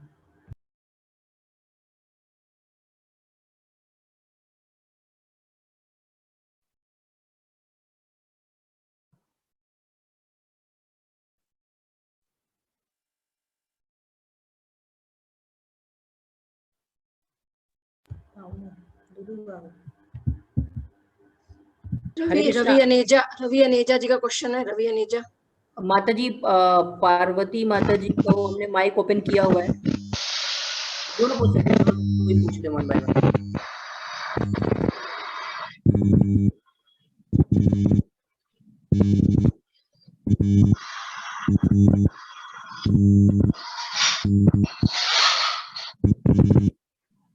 पूछिए रवि प्रभु, पूछिए। हाँ, हरे कृष्णा प्रभु जी, दंडवत प्रणाम। हरे कृष्णा। एंड प्रभु जी, जैसे हम लोग कहीं जाते हैं या कहीं मतलब तो भगवान को कहीं प्रोग्राम में कहीं जाते हैं रात को, तो भगवान को प्रसाद कैसे खिला पाएंगे फिर?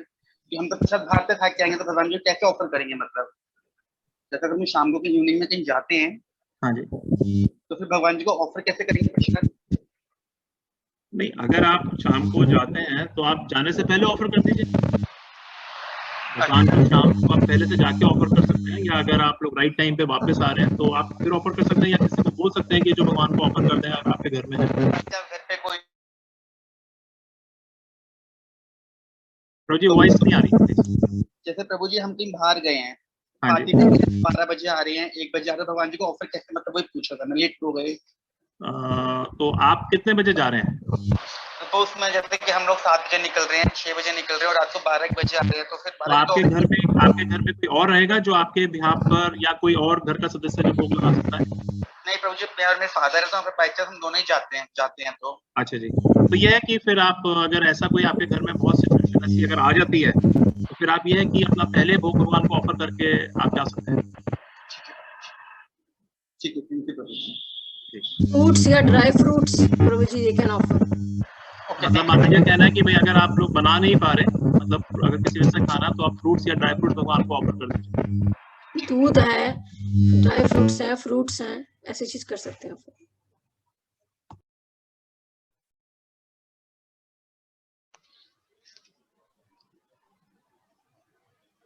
राजीव अरोड़ा प्रभु जी, आप पूछिए प्लीज। हरे कृष्ण प्रभु जी, धन्यवाद प्रणाम। Hare Krishna Amrit Ram. Yes prabhu ji. All glories to Srila Prabhupada. I have no question. I just have a comment. It's a wonderful class, Prabhuji. Thank you so much. Thank you so much. जय प्रभु जी। उन्हीं के प्रभु जी प्रभुपाद जी बता रहे हैं, we are just trying to repeat. Thank you. Parvati माता जी, आप पूछिए please. हरे कृष्णा प्रभु जी। माता जी हरे कृष्णा। प्रभु जी, जैसे अब हम लोग हैं तो नामदान के बिना गति नहीं हो सकती, अगर बहुतों को नाम नहीं लिया है कोई।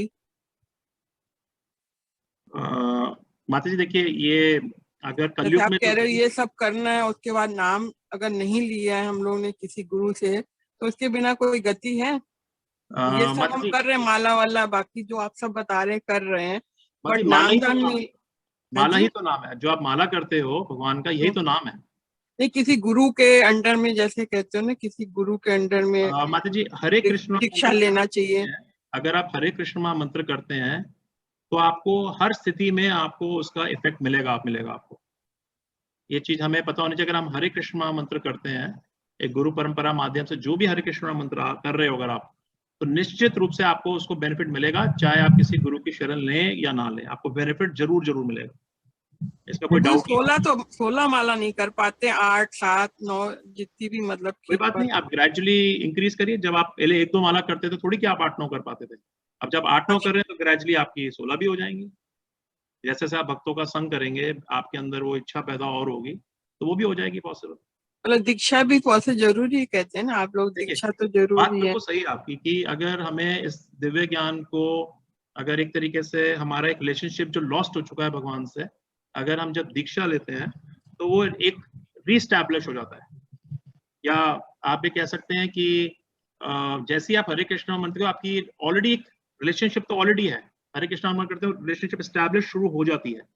लेकिन अगर आप इसको और इजीली समझें कि मेरे को कौन सी बीमारी है, अब मैं जाके मेडिकल शॉप में सब जगह ढूंढना शुरू कर दूंगा मुझे कौन सी दवाई चाहिए, तो बहुत मुश्किल है। तो अगर कोई मैं डॉक्टर के पास जाऊंगा, 2 मिनट में देखा कि आपको कौन सी दवाई चाहिए और एकदम वो आपको दे देगा, आपको डायग्नोस करके, तो आप एकदम ठीक हो जाओगे। तो गुरु मतलब खुद भगवान ही भगवत गीता में अलग जगह बता रहे हैं कि अगर आपको इस आध्यात्मिक जीवन में आगे बढ़ना है तो गुरु की शरण लेनी चाहिए, क्योंकि गुरु ने वो तत्वदर्शी हैं, उनको पता है कि किस प्रकार से हम भगवान को प्राप्त कर पाएंगे, कैसे हम वो प्रोसेस को अपना पाएंगे। तो इमीडिएटली वो आपको उससे अवगत करा देते हैं, इमीडिएटली वो खुद भगवान से कनेक्टेड है, वो आपको कनेक्टेड करा देंगे। देखिए उनमें ऑलरेडी पीछे से करंट आ रहा है। जैसे आप एक्सटेंशन बॉक्स देखते हो, एक्सटेंशन बॉक्स को अगर आप पावर हाउस में लगाओगे तो ऑटोमेटिकली एक्सटेंशन बॉक्स में करंट आ रहा है, और आप भी अगर उस सॉकेट में अपना लगा दोगे तो आप में भी करंट आ जाएगा। सो बेसिकली जब हम परंपरा से कनेक्ट होते हैं, गुरु से कनेक्ट होते हैं, तो हमारे अंदर भी वो दिव्य जो पीछे से है वो आ जाता है, एकदम से हमारी जो रिलेशनशिप है वो एस्टैब्लिश हो जाती है। लेकिन अगर आप हरि नाम करते हो तो आपने दीक्षा ली हो ना ली हो, वो आपको हरिनाम प्रभाव दिखाएगा ही दिखाएगा। तो इसलिए बहुत सारे ऐसे लोग हैं जो आप देखते हो जिन्होंने दीक्षा भी नहीं ली हुई, फिर भी भक्ति में बहुत एडवांस कर रहे हैं। और जब वो गुरु से एक तरीके से वो मतलब दीक्षा लेंगे तो वो और एडवांस्ड होंगे। अगर इसको और डीप में जाएं तो हरे कृष्ण मंत्र आपको बहुत कुछ दे देता है, लेकिन जब दीक्षा लेते हो तो फिर एक जो हरे कृष्णा का जो रियल एक आपको जो कह सकते हैं कि जो प्राप्ति होती है, तो आपको वो चीज प्राप्त होगी। हरे कृष्णा मंत्र का जो रियल जो देने वाला है तो वो दीक्षा के बाद ही प्राप्त होता है। लेकिन आप जैसे जैसे ये करते रहेंगे मंत्र तो आप ग्रेजुअली एलिवेट होते रहेंगे, एक दिन आपको गुरु की कृपा भी, गुरु की शरण भी मिल जाएगी। जैसे कहते हैं ना, ब्रह्मांड ब्रह्मित कौन है भाग्यवान जीव, गुरु कृष्ण कृपा पाए भक्ति लता भी। तो जब आप बहुत सीरियस हो गए तो भगवान ऑटोमेटिकली आपको गुरु की शरण में अपने आप इंस्पायर करेंगे कि अब आप गुरु से दीक्षा लीजिए। सर गुरु का चूज भी कैसे करेंगे? आजकल पता तो चलता नहीं, कैसे गुरु को अपने चूज करेंगे? माता जी, हमारे अगर आप परंपरा में आते हैं तो यहाँ पे तो प्रॉपर एक आईडीसी कोर्स होता है कि कौन है गुरु, कैसे गुरु का चयन होता है, कैसे कैसे हमें करना चाहिए। क्योंकि आजकल टीवी में इतना देखते हैं तो थोड़ा सा डर लगने लगता है। नहीं तो माता जी, क्योंकि हम लोग परंपरा से ज्ञान नहीं ले रहे हम। जब हम समझेंगे कि वास्तव में गुरु कौन है, उनके सिम्टम्स कैसे होने चाहिए, उनकी क्या क्वालिफिकेशंस होनी चाहिए, और हम जब वो सिम्टम्स को, क्वालिफिकेशंस को पढ़ते हैं और गुरु का आचरण उसी पे देखते हैं तो हमारा फेथ आएगा। तो इसलिए पहले हमें अवेयर होना चाहिए कि रियल गुरु कौन है। किसी ने कोई चोला पहन लिया और वो बड़े संस्कृत का श्लोक बोला, जरूरी नहीं है कि वो गुरु होगा।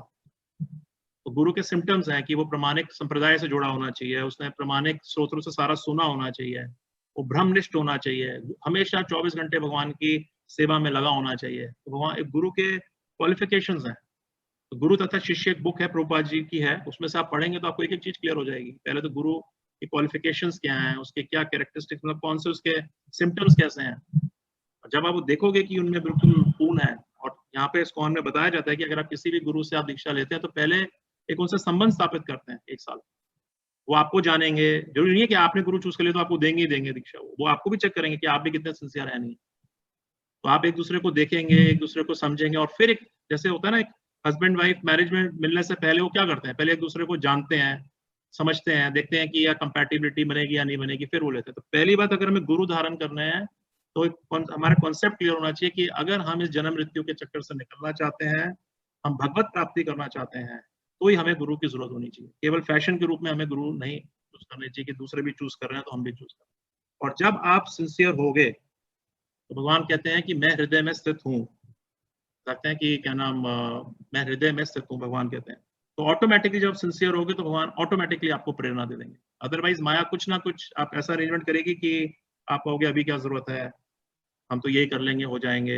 या कभी आप किसी बोगस गुरु की शरण में जाओगे तो आप कहते हो नहीं, हमने तो गुरु ले लिया, असली गुरु में आप जाने नहीं चाहते। बहुत वेरियस प्रकार से माया कोशिश करेगी कि आप श्री गुरु की शरण ना लो। तो श्री गुरु कौन है? भगवान के भक्त है, और भगवान के भक्तों के द्वारा ही भगवान की कृपा प्राप्त होती है। तो जैसे ही आप एक शुद्ध भक्त के टच में आ जाओगे तो कृष्ण एक्सेप्ट्स, ओ ये तो मेरे भक्त का सर्वेंट है, इमीडिएटली आप देखना आपके अंदर कितनी प्रगति हो जाती है। तो हाँ, लेकिन हमारे को ये, क्योंकि दूसरा कोई ले रहा, हमें लेना ये नहीं होना चाहिए। We have to become ourself sincere, then Krishna will inspire. और भगवान ने पूरी नॉलेज दे रखी है कि मनुष्य जीवन इसीलिए मिला है, जानने के लिए कि असली गुरु कौन है, या असली जीवन का लक्ष्य क्या है, और क्या कैसे हम उसको प्राप्त कर पाएंगे। सब कुछ ये मनुष्य जीवन में दिव्य ज्ञान दिया हुआ है। ये हमारे को ही, मतलब अगर हम सिंसियर होंगे और भक्तों का संग करेंगे तो ऑटोमेटिकली सब कुछ रिवील हो जाएगा। हरे कृष्ण। हरे कृष्ण, थैंक यू।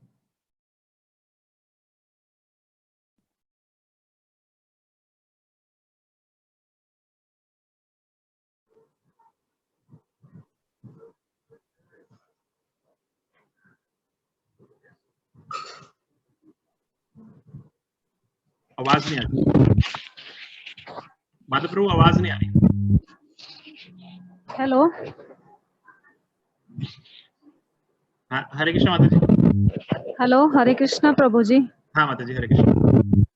प्रभु जी, मेरा ये सवाल है कि मैं गीता पढ़ना चाहती हूँ और कई बार ट्राई भी करी है, कोशिश करा, 2-3 बार ही हुआ है, लेकिन मैं सिर्फ 1 अध्याय तक भी नहीं पहुंच पाती हूँ और मैं पढ़ ही नहीं पाती। एक तो मुझे समझ ही नहीं आता और रेगुलर नहीं कर पाती हूँ। जैसे अगर मैं पढ़ना स्टार्ट करा, अभी आज पढ़ा है, 2-4 दिन का गैप हो गया, फिर पढ़ना स्टार्ट करती हूँ तो लेकिन फिर पिछला सारा भूल जाती हूँ, तो फिर ये होता है कि शुरू से पढूं। मतलब ऐसे करके मैं 2-3 बारी मैं गीता पढ़नी चाहिए, लेकिन नहीं पढ़ पाती हूँ, या तो समझ एक तो माता जी जो सबसे इजी तरीका है कि अगर हमें भक्ति में एडवांस करना है तो सबसे पहले भक्तों के आप संग को पकड़ लो। आप अगर आपने भक्तों का संग पकड़ लिया तो नेचुरल सी बात है कि वो प्रवचन करेंगे या कुछ बोलेंगे तो भगवत गीता से ही बोलेंगे। तो जब भक्त हमें बताते हैं तो बड़ा इजीली हमारे को समझ में आता है। और जब हम जैसे आप चाहें तो प्रभुपाद जी की छोटी छोटी बुक से आप शुरू कर सकते हैं, जो प्रभुपाद जी की भगवत गीता से ही अलग अलग लेक्चर्स के रूप में या अलग अलग छोटे छोटे सब्जेक्ट्स पे हुआ है, तो आपको बहुत जल्दी समझ में आना पड़ जाएगा कि अगर आप प्रभुपाद जी की छोटी छोटी बुक्स आप ले लें। और ग्रेजुअली जब आप जैसे भगवत गीता का कोर्स है तो उस कोर्स को अटेंड कर लीजिए, तो उससे एक ओवरव्यू मिल जाएगा आपको, तो फिर भगवत गीता समझनी और आसान हो जाएगी। लेकिन किसी कारणवश अगर आपको भगवत गीता समझ में भी ना आए तो कृपा कर उसको पढ़ते रहिए आगे। मतलब ये मत सोचिए कि नहीं समझ में आ रही तो बस मैं स्टॉप कर दूं, पढ़ते रहिए, आगे पढ़ते रहिए। वो कहीं ना कहीं प्यूरिफिकेशन आपकी कर रही है, हमें पता नहीं चल रहा कि प्यूरिफिकेशन हो रही है, बट आपकी प्यूरिफिकेशन हो रही है। और ग्रेजुअली हल्के हल्के हल्के, इस प्रकार से अगर मोतियाबिंद है तो हम ठीक से नहीं देख पाएंगे आगे, बट जैसे जैसे मोतियाबिंद का इलाज हो जाएगा ग्रेजुअली हमारे को सब कुछ दिखना शुरू हो जाएगा। सो भक्त्या माम अभिजानन्ति, जैसे जैसे आप भक्ति आगे करेंगे, आप हरे कृष्ण महामंत्र करेंगे, भक्तों का संग करेंगे, सुनेंगे, श्रवण करेंगे, तो ग्रेजुअली आप देखेंगे कि वही भगवत गीता जो आपको समझ में नहीं आ रही, अब आपको सब कुछ वही दिखना शुरू हो गया जो पहले दिखता ही नहीं था। एक ग्रेजुअल प्रोसेस है। तो कृपा कर बस भक्ति करते जाइए, हरे कृष्ण मंत्र जप करते रहिए, प्रभुपाद जी की छोटी बुक्स पढ़ते रहिए, भक्तों का संग करते रहिए, और भगवत गीता समझ भी ना आ रही हो बस पढ़ते चलिए आगे, ग्रेजुअली हल्के हल्के हल्के सब हो जाएगा, थोड़ा सा टाइम। ये माता जी को बोलिए अपना नाम और नंबर चैट में डाल दें, तो हमारे पास कुछ प्रोग्राम होगा भगवत गीता से रिलेटेड, तो हम इनको माता कॉन्टेक्ट जी करेंगे। हमारा एक प्रोग्राम है, हमारा बहुत अच्छा भक्तों का संग भी है, तो आप उन माता जी आप डाल दीजिए तो माता जी आपको कांटेक्ट कर लेंगी। तो उनके रेगुलर भक्त अपने आश्रय प्रोग्राम्स होते हैं, तो ग्रेजुअली उससे सब कुछ समझ में आना शुरू हो जाएगा। अगर हम आपको सच बात बोले माता जी, अगर हम लोग भी काफी सालों के बाद भी अभी भी भगवत गीता हम भी सीख रहे हैं, जब हम नया बार पढ़ेंगे तो कुछ ना कुछ नया आता रहेगा, कुछ ना कुछ नया सीखते रहेंगे। बहुत सी चीजें अभी भी समझ में नहीं आती हमारे को, फिर भी ग्रेजुअली हम पढ़ते जाएंगे, चढ़ते जाएंगे, भक्ति करते जाएंगे, तो भगवान अपने आप को हमें रिवील करते रहेंगे।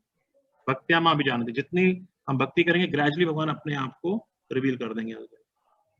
अपना नाम और नंबर आप चैट में छोड़ दीजिए, तो आपको माता जी कांटेक्ट कर लेंगे। मतलब हमें डिस्करेज नहीं होना, ग्रेजुअली करते रहिए। आप देखिए, आपको जैसे आपको पहले जब आप आए हो तो कुछ भी नहीं पता होगा, अब आप आ रहे हो तो आपको थोड़ा पता चल रहा है, तो ग्रेजुअली थोड़ा थोड़ा थोड़ा थोड़ा थोड़ा करके आपको थोड़े टाइम में बहुत कुछ आपको रिवील हो जाएगा अपने आप। बस प्रोसेस को पकड़ के रखिए, ABCD, भक्तों का संग, बुक्स को रीडिंग करना और चैंटिंग करना। Thank you. सुषमा आर्य माता जी का क्वेश्चन है।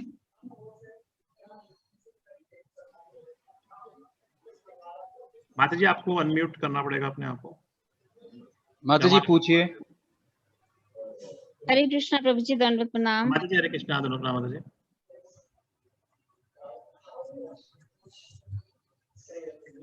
स्पीशीज आपने बताया शायद बर्ड्स की होती है ना, 9 स्पीशीज, 9 लाख स्पीशीज जैसे बर्ड्स की होती है ना। हाँ जी।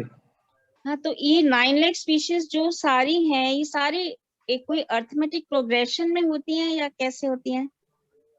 माता जी जो मेरे को मैं शास्त्र जो है बता रहे हैं कि 9 lakh species of aquatic lives होती हैं। Aquatic life, sorry, yes. तो मतलब जो जलचर होते हैं, पानी के नीचे होते हैं, तो हम अलग अलग देखते हैं, फिश होती है, शार्क होती है, अलग अलग ऐसे 9 प्रकार की अलग अलग योनियाज होती हैं, डिफरेंट डिफरेंट। मेरे कहने का मतलब था कि कोई प्रोग्रेशन होता है इनमें अर्थमेटिक, लाइक इसके बाद ये मिलेगा, उसके बाद ये मिलेगा, कुछ ऐसा है? ऐसा ये बताते हैं, मतलब विद इन फिश के अंदर तो मुझे नहीं पता, लेकिन हाँ ये बताते हैं कि सबसे पहले आप जलचर सबसे नीचे में होता है, फिर उसके बाद में प्लांट्स एंड ट्रीज रहते हैं, फिर इंसेक्ट्स हो जाते हैं, फिर बर्ड लाइफ हो जाते हैं, फिर बीस्ट, फिर ह्यूमन फॉर्म ऑफ लाइफ। मतलब इनमें चेतना का विकसित थोड़ा ज्यादा होता है। ह्यूमन फॉर्म ऑफ लाइफ में चेतना सबसे ज्यादा आपकी डेवलप्ड होती है, वो तो इस प्रकार से इनकी एडवांसमेंट रहती है। हाँ जी, वो तो ठीक है प्रभु जी। मैं ये जानना चाहती थी, जैसे एक्वेटिक लाइफ में जो 9 लाख स्पीशीज हैं, उनमें भी कुछ ऐसा होता है कि एक के बाद एक ऐसी स्पीशीज मिलती है या कुछ ऐसा? मेरे को ऑनेस्टली इस चीज के बारे में पता नहीं, बट अगर मैं अजम्पशन करूं कि अजम्पशन ये स्पेकुलेशन है, but I really don't know कि इसका क्या राइट आंसर होना चाहिए। बट अगर जैसे ह्यूमन की चेतना भी डेवलपमेंट होती है कि पहले मतलब जैसे आदिवासी उनकी चेतना बहुत नीचे होती है, जो पैशन में होती है उनकी चेतना थोड़ी और डेवलप्ड होती है, जो भगवान को अप्रोच कर रहे हैं उनकी चेतना और डेवलप्ड होती है, जो शुद्ध भक्त है उनकी चेतना और ज्यादा विकसित है। तो मे बी प्लांट्स या सॉरी एक्वेटिक लाइफ में भी होता होगा ग्रेजुअल प्रोग्रेशन या ये, लेकिन इस चीज का मुझे पता नहीं है। अगर किसी और को आंसर पता है तो प्लीज शेयर कर सकते हैं। I really don't know answer कि एक्वेटिक लाइफ में भी ग्रेजुअल एवोल्यूशन रहती है नहीं रहती, मुझे इसका श्योर नहीं हूँ। मतलब योनियां मिलती हैं, बट उसमें क्या है आई एम नॉट श्योर। मैं आपको किसी सीनियर से पूछ के बता सकता हूँ। ठीक है प्रभु जी। अगर माता जी किसी और को आइडिया है तो एक क्वेश्चन और इससे पहले anybody is aware, can anybody guide please? बिल्कुल प्रभु जी, बिल्कुल रहती है, अर्थमेटिक प्रोग्रेशन एकदम रहता है हमेशा। ये सीरीज है किसके बाद क्या मिलेगा ये फिक्स्ड होता है। मतलब एक्वेटिक लाइफ में भी इसका सब में अच्छा, तो माता जी कह रही है कि एक्वेटिव लाइफ में भी ग्रेजुअल प्रोग्रेशन रह सकता है। मैं इस चीज का अवेयर नहीं हूं, so I am not the right person. Thank you. अच्छा प्रभु जी, एक क्वेश्चन मेरा और था कि जैसे आपने बताया कि जब तमोगुण में जो होते हैं तो फिर लोअर प्लैनेट्स में जाते हैं, और जो एनिमल स्पीशीज में भी जा सकते हैं। प्रभा जी कह रहे हैं वो एनिमल स्पीशीज में भी जा सकते हैं। एनिमल स्पीशीज तो लोअर प्लैनेट्स में एनिमल स्पीशीज से बताई थी शायद आपने। लोअर प्लैनेट्स में तो जैसे नीचे के जो होते हैं, मतलब नीचे योनियां होती हैं राक्षस, या इनमें भी जा सकते हैं और उसमें भी जा सकते हैं, लोअर प्लैनेटरी सिस्टम्स में भी जा सकते हैं, मतलब लोअर स्पीशीज में भी जा सकते हैं। एक्वेटिक जैसे प्रभा जी कहते हैं कि किसी को स्विमिंग की बहुत इच्छा थी तो सर्फिंग करने की इच्छा थी, तो फिर भाई वो आगे जाके उसकी जो इच्छा थी उससे कर्म थे तो हो सकता है वो जलचर बन जाए, फिश बन जाए। तो आपके जैसे कर्म होंगे जैसे आपकी डिजायर होगी। आपको सोने की बहुत अच्छा है तो पोलर बेयर बन सकते हो। हाँ जी, तो लोअर प्लैनेट्स में एनिमल्स लाइफ मिल गई उनको, राइट? डेफिनेटली। जैसे कि अर्थ पे भी है ना कुछ एनिमल्स, अर्थ पे भी होते हैं, तो उसमें कोई डिफरेंस होता है? आपके कर्म और आपके डिजायर के ऊपर। तो आपने कुछ कर्म ऐसे करे कि आपको अर्थली प्लैनेट पे लाइफ मिलेगी, बट कुछ आपके कर्म बहुत ऐसे भी हैं तो आपकी डिजायर भी है और कर्म दोनों, उसको ये कर्म का बहुत कॉम्प्लेक्स है, तो ये मटेरियल नेचर अंडर गॉड ही डिसाइड करती है इसको कौन सी योनि मिलनी चाहिए। तो हो सकता है आपने कर्म ऐसे करे हो कि आपको डॉग का शरीर मिले, कुछ ऐसे अच्छे कर्म भी बने हो तो क्या पता वसंत विहार में डॉग बन जाओ, तो आपका बड़ा देखभाल हो रही हो। मतलब ये कैसे आपके कर्म है, कैसी डिजायर है, उसके बाद डिजायर है कि बिल्कुल आप डॉग की तरह बिहेव कर रहे हो। कुछ अच्छे कर्म भी हैं तो आपको अर्थ में आप एक बहुत अच्छी जगह आप डॉग बन जाओगे कि आपका सुबह शाम आपके सर्वेंट्स आपके पीछे लगे हुए हैं, आपको अच्छे से नहला रहे हैं, धुला रहे हैं, फ्रेश खाना दे रहे हैं। और बहुत ही बुरे कर्म करे होंगे तो बिल्कुल आप सड़क पे आप डॉग बन जाओगे, ना रहने को है ना कुछ है, कोई लात मार रहा है या कभी कुछ कर रहा है। ऐसे भी हो सकता है डॉग बन जाओ जिसको कोई बीमारियां लग जाएं। जैसे से आपने कर्म और डिजायर उसके आपको करना पड़ेगा। बेसिकली नीचे की जितनी भी योनियां भोग योनियां हैं। थैंक यू प्रभु जी, हरे कृष्ण। तो अभी 8:21 हो गए, तो अभी क्या क्वेश्चन ले सकते हैं? 4 अभी हैंड रेज हैं। सो आई थिंक कई भक्तों को डिले हो रहा होगा, तो अगर कोई जाना चाहता है तो प्लीज आप जा सकते हैं, और अगर कोई एक दो अगर पूछना चाहे तो माता जी अलाउज वी कैन टेक, और इफ एनी अनाउंसमेंट्स माता जी यू कैन अनाउंस इससे पहले कि कोई जा रहे हो, कोई भक्त जो जाना चाहे जा सकता है। If it is convenient for you, we can take questions. अच्छा जी, and we will request you कि आप में से हमारे यहाँ पे बहुत सारे आप देख सकते हैं हमारे मदर आश्रय के माता जी और प्रभु जी हैं, तो आपके कोई भी क्वेश्चंस हो तो आप काइंडली आप इसमें अपना चैट पे नंबर डाल दीजिए। आप किसी भक्त के टच में आना चाहिए तो आप नंबर डाल दीजिए, वो लोग आपके रेगुलर टच में रहेंगे, आपकी सारी क्वेरीज पूरी कर सकते हैं, बहुत अच्छे से आपको गाइड कर सकते हैं।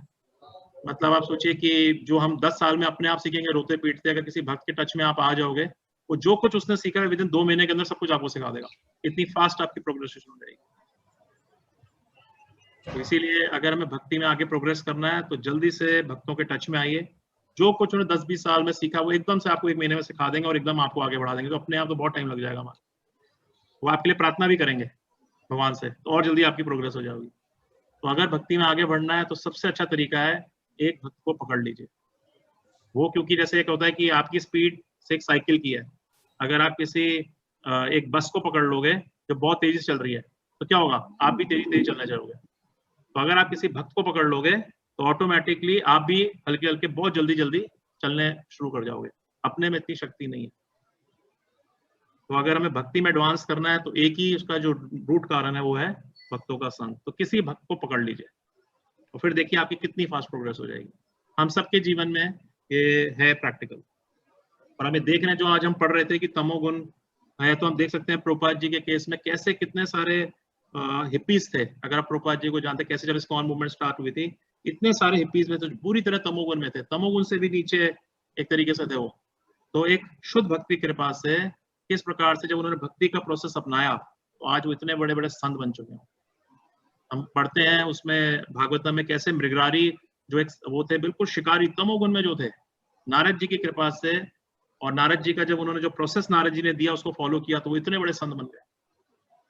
तो हो सकता है हम तमोगुण में हो, रजोगुण में हो, नीचे भी हो, लेकिन अगर हम जितने भी हम नीचे हो, मतलब हम से शूद्रों से भी नीचे हो, तमोगुण में हो, घोर तमोगुण में, लेकिन हम अगर भक्तों का संग करेंगे, शुद्ध भक्तों का संग करेंगे, उनके दिए हुए प्रोसेस को फॉलो करेंगे तो हम भी इन तीनों गुणों से परे हो जाएंगे। तो केवल हमें भक्तों का संग करना है, शुद्ध भक्तों का संग करना, उनके दिए हुए प्रोसेस को फॉलो करना। तो नेक्स्ट क्वेश्चन ले लें। जी ब्रो। नमिता माता जी पूछिए प्लीज। आप में से जो लेट हो रहे हैं प्लीज जा सकते हैं, मतलब अदरवाइज आप लोग को डिले ना हो जाए। हरे कृष्णा प्रभु जी, दंडवत प्रणाम। दंडवत प्रणाम प्रभु जी। समेंद्र प्रभु, हरे कृष्णा।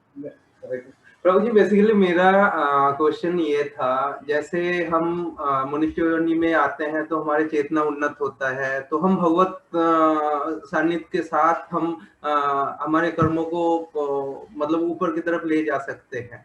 बट जैसे कोई जानवर जैसे या पक्षी, पेड़ इस योनि में जो जब आते हैं तो इनकी तो वैसे चेतना नहीं होती है जो मनुष्य योनि की चेतना होता है, तो इनकी एडवांसमेंट किस हिसाब से होता है? क्योंकि ये तो भगवत प्राप्ति के लिए अपना कुछ कर नहीं सकते, भगवान के पास जा नहीं सकते, तो ये आगे कैसे बढ़ेंगे? इनकी मतलब कर्मों के आधार पे उन्नत योनि में ये कैसे पहुंचेंगे? जी प्रभु जी, धन्यवाद प्रभु जी। तो प्रभु जी, आज जो हमने स्पिरिचुअल एवोल्यूशन का जो हमने पढ़ा था वो इसी के बारे में था। जो माता जी का भी प्रश्न था वो भी यही था ऑलमोस्ट, कि जो ये जब आप एक मतलब आपने बहुत तमोगुण का संग किया है तो फिर आप नीचे योनियों में चले जाते हो, प्लांट्स की, एक्वेटिक्स में। तो इसमें ग्रेजुअली फिर आपकी एवोल्यूशन होती है कि ग्रेजुअली आप हल्के हल्के, मतलब आप जैसे अगर पहले आप जलचर हो गए तो फिर आप प्लांट्स योनिज में आओगे, फिर हल्के हल्के आप इंसेक्ट्स योनि में आओगे, फिर बीस्ट की योनियों में आओगे। जैसे फॉर एग्जाम्पल इसको ऐसे समझिए, आप पेड़ को काटोगे तो क्या थोड़ी भी कुछ आवाज करेगा वो मतलब अगर कुछ होगी भी तो वो एकदम आपको पता नहीं चलेगी, मतलब वो इतना रिस्पॉन्ड नहीं कर सकता वो। और वही अगर आप एक छोटे से कुत्ते को अगर आप कुछ मारो तो सोचिए आप कितनी जोर से आवाज चू चू चू चू करेगा वो। और वही अगर किसी मनुष्य को मारो तो देखिए कितनी जोर से चीखेगा वो, उसकी जितना डेवलप्ड है वो रेसिप्रोकेट कर सकता है, उसको फील हो सकता है। तो नीचे जो योनियां हैं मतलब वो हमारी चेतना इतनी डेवलप नहीं, तो ग्रेजुअली आप सोचिए कि आप जैसे अगर लोअर स्पीशीज में आ गए तो एक एवोल्यूशन का जो स्पिरिचुअल एवोल्यूशन होती है, ग्रेजुअली वो लोग एवोल्यूशन होंगे, हल्के हल्के जो नीचे की योनियों से वो जानवर योनि में आएंगे, जानवर योनियों से फिर हल्के हल्के और भी जैसे ऊंची योनियों में आ सकते हैं। जैसे मैंने सुना था कि वो गाय की योनियों में आते हैं और उसके बाद में वो आते हैं मनुष्य की योनियों में, शेर की योनियों में आएंगे, फिर वो गाय की योनियों में आएंगे। तो शायद ये भी आंसर हो सकता है, जैसे माता जी ने पूछा क्वेश्चन, तो इतना मुझे पता है कि शेर की योनि से फिर गाय की योनि में, तो मे बी एक्वेटिक्स में भी छोटी योनियों से आप और ऊपर आते होंगे। मैंने कभी सुना नहीं तो इसलिए मैं अवेयर नहीं हूँ उस चीज के बारे में। तो ग्रेजुअल एवोल्यूशन होती है। हाँ, लेकिन ये जो हरिनाम संकीर्तन है ये बड़ा पावरफुल है। जैसे कि आप हरिनाम संकीर्तन करते हैं तो जब आप बाजार में आते हैं तो इतने पेड़, इतने सब कुछ ये सुनते हैं, तो इन सबको इसका बेनिफिट मिलता है। और सोचिए अगर कोई पेड़ है, आप उसके फूल को भगवान को अर्पण कर दो, उससे सेवा हो गई, तो इमीडिएटली उसको योनिया, उससे ग्रेजुअल प्रोसेस से नहीं आना पड़ेगा, इमीडिएटली उसको अच्छी योनिया मिल जाएंगी। फॉर एग्जाम्पल आपने प्रसाद पाया और सपोजिंग आपने झूठन छोड़ दिया और उसको कोई कुत्ता खा लेता है, या कोई भी मतलब भगवान के प्रसाद को कोई कुत्ता खा लेता है या कुछ कर लेता है, तो इमीडिएटली उसने भगवान का प्रसाद खाया तो उसको बहुत बेनिफिट मिलेगा उसको। तो आप सोचिए कि जैसे भगवान की सेवा में जो भी, जैसे कभी हम देखते हैं कि रथ यात्रा में मतलब हाथी का प्रोसेशन होता है, तो जो भी इस प्रकार से जानवर भी भगवान की सेवा में लगे हैं, निश्चित रूप से उनको बहुत बेनिफिट मिलेगा। उनको डेफिनेटली ग्रेजुअल प्रोसेस में नहीं आना पड़ेगा, उसका उनको directly human form of life मिल जाए। सो अगेन कर्म कर्मय देव नेत्रेना, ये सब ऊपर के हायर अथॉरिटीज जो हैं वो सब देखते हैं और वो इसका डिसीजन ले पाते हैं। तो अगर कोई भक्ति में कभी भी किसी से टच में होगा तो उसको डेफिनेटली मिलेगा ही मिलेगा। यहाँ तक बताते हैं कि अगर आप मनुष्य जीवन में भक्ति कर रहे हो तो ये गारंटेड है कि आप लोअर योनियों में नहीं जाओगे। ये प्रभुपाद जी ने बताया सबसे बड़ी सेफ्टी, कि आप नीचे योनियों में पक्का नहीं जाओगे। Thank you Rohit. मनुष्य प्रजापति माता जी, आप पूछिए।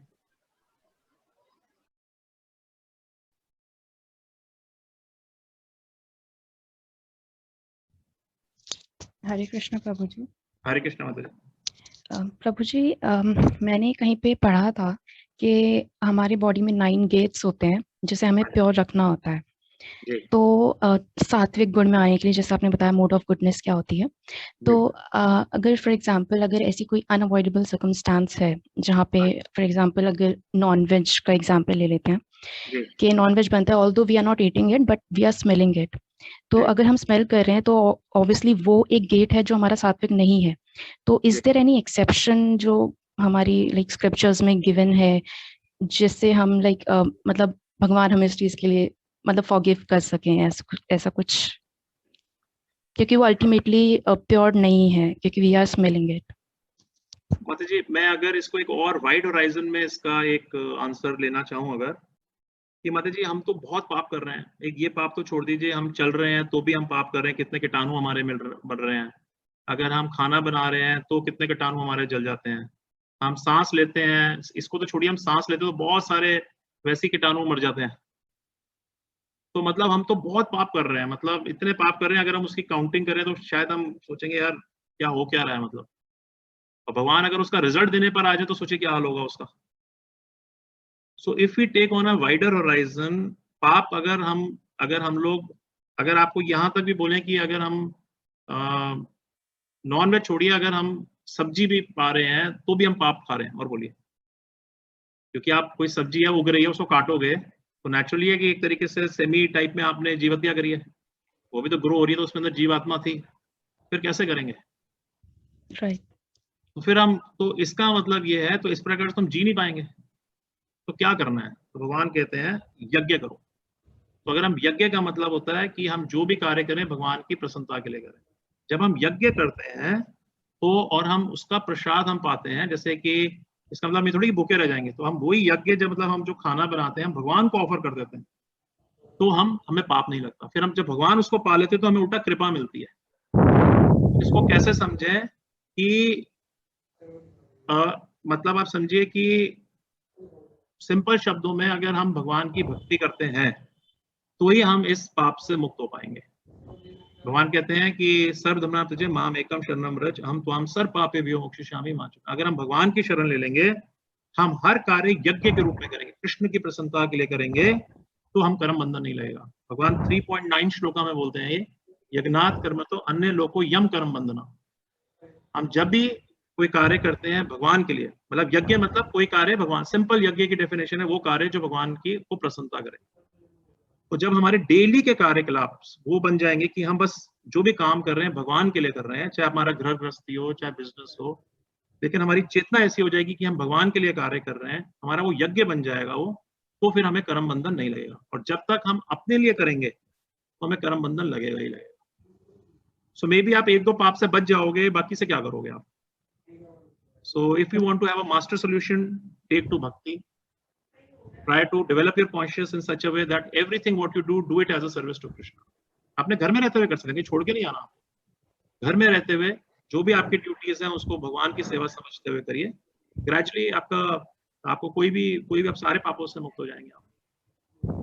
जी, thank you. And one more last question prabhu ji, chanting से रिलेटेड है कि जब भी हम लाइक एक माला कंप्लीट कर रहे हैं 108 बीट्स पे हमने बोल दिया है, तो उसके बाद भी क्या हमें पंचतत्व मंत्र बोल के सेकंड माला को स्टार्ट करना है या फिर नहीं?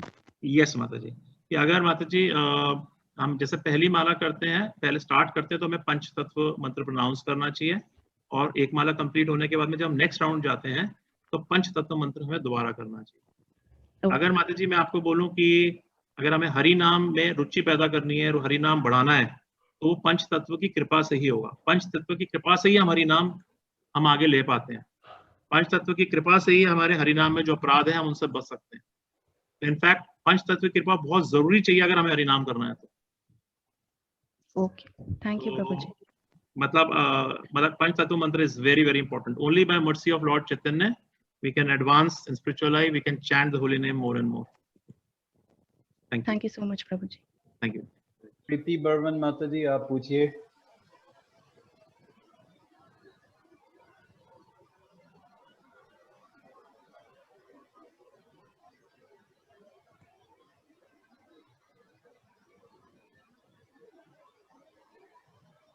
प्रभु जी। हरे कृष्ण माता जी।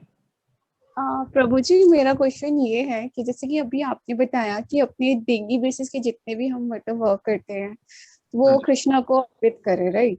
तो मेरा क्वेश्चन ये है कि मतलब जैसे कि अगर हम स्टडी लाइफ में हैं तो फिर कैसे हम अपने उस मतलब स्टडी को कैसे अर्पित कर सकते हैं? आई मीन जैसे कि भगवत गीता तो रीड करते हैं, माला भी करते हैं, भोग भी लगाते हैं, वो भी हम करते हैं, लेकिन मतलब क्वेश्चन ये कि स्टडी जो मतलब सेपरेटली वो तो मतलब भौतिक ये जो यूनिवर्स के लिए आप अपने लिए ही कर रहे हैं ना, मतलब very nice question. So this is a very practical thing कि हम ऑस्किलेट करते रहते हैं, ये तो मेरी भक्ति है और ये मेरे भौतिक काम है, राइट? ऑस्किलेटिंग, ये तो मेरी स्पिरिचुअल लाइफ हो गई, ये मेरी मटेरियल लाइफ हो गई, ये मेरी स्पिरिचुअल लाइफ हो गई, ये मेरी मटेरियल लाइफ हो गई, राइट? हाँ जी, हाँ जी। हमें कुछ इस तरीके से हमें करना है कि हमारी मटेरियल लाइफ जो हम बोलते हैं वो भी पार्ट ऑफ स्पिरिचुअल लाइफ बन जाए। सो इसके लिए we need training, we need a proper understanding. तो हम जब सीनियर्स के एक तरीके से गाइडेंस में जाएंगे so they will train us, right? For example मैं और एक दो पहले मैं आपके भी आंसर आऊंगा तो और समझाने की कोशिश करता हूँ। अब कोई आदमी से एक सैलरीड है या बिजनेस करता है, राइट? अब वो कहेगा कि मैं भी भगवान के लिए काम कर रहा हूँ, तो कैसे समझे हम इसको? तो जब उस काम का वो फल अर्पण करता है भगवान को तो हम समझ पाते हैं कि वो भगवान के लिए काम कर रहा है। कोई बोले कि भगवान मैं तो आपके लिए काम कर रहा हूँ, अब जब पैसे आए उसके पास, उसको एक फल जब उसका आया तो भगवान को बोले कि भगवान मैं तो देखो ऊपर पैसे उछाल रहा हूँ, जो आपके यहाँ समझ लेना आपको ले लिया, जो नीचे गिर गए वो सारे मेरे। एक तरीके से बेवकूफ बना रहा है भगवान को। तो कहने का मतलब ये कि जब उसके पास वो कर्म फल आया उसको वो कैसे यूज करता है, दैट विल डिटरमिन कि भगवान के लिए काम कर रहा था या अपने लिए काम कर रहा था। तो आप जैसे पढ़ाई कर रहे हैं, राइट? हाँ जी। अगर can I ask you what subject matter it is? Actually it's a government exam, preparing for that. आप क्या बनेंगे गवर्नमेंट एग्जाम अगर वो क्लियर कर लेते हैं? I will become like stenographer. Stenographer, okay. So माता जी इफ आई कैन से जैसे भगवान के, मैं थोड़ा सा जो मुझे समझ में आ रहा है मैं वो शेयर कर रहा हूँ। So, अगर फॉर एग्जाम्पल स्टेनोग्राफर मीन्स कि जो बहुत अच्छे से टाइपिंग करके बहुत अच्छे से लिख सकते हैं, am I right understanding this? That is a short form writing, like ministers होते हैं, like उनके साथ में तो मतलब कहने का मतलब जो भी आपका स्किल है अगर आप उससे भगवान की सेवा कर सकते हैं, so it's simply it is you can use your talents, your skills in service of the Lord. जैसे फॉर एग्जाम्पल कोई साइंटिस्ट बना तो ये यूज कर सकता है अपना स्किल की to prove that Krishna is there, the lord is there and we should follow the rules and regulations of scriptures, right?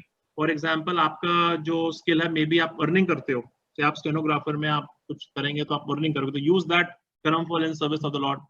May be आप जैसे कि कोई बहुत अच्छे लेक्चर्स होते हैं, लोग बहुत जल्दी कोई स्पिरिचुअल मास्टर्स बोलते हैं, फटाफट उसको शॉर्ट फॉर्म में राइटिंग करके आप उसको ट्रांसक्राइब करा सकते हो। हाँ जी। सो लॉट ऑफ कोई भी ऐसा स्किल नहीं है जो भगवान की सेवा में यूज नहीं हो सकता।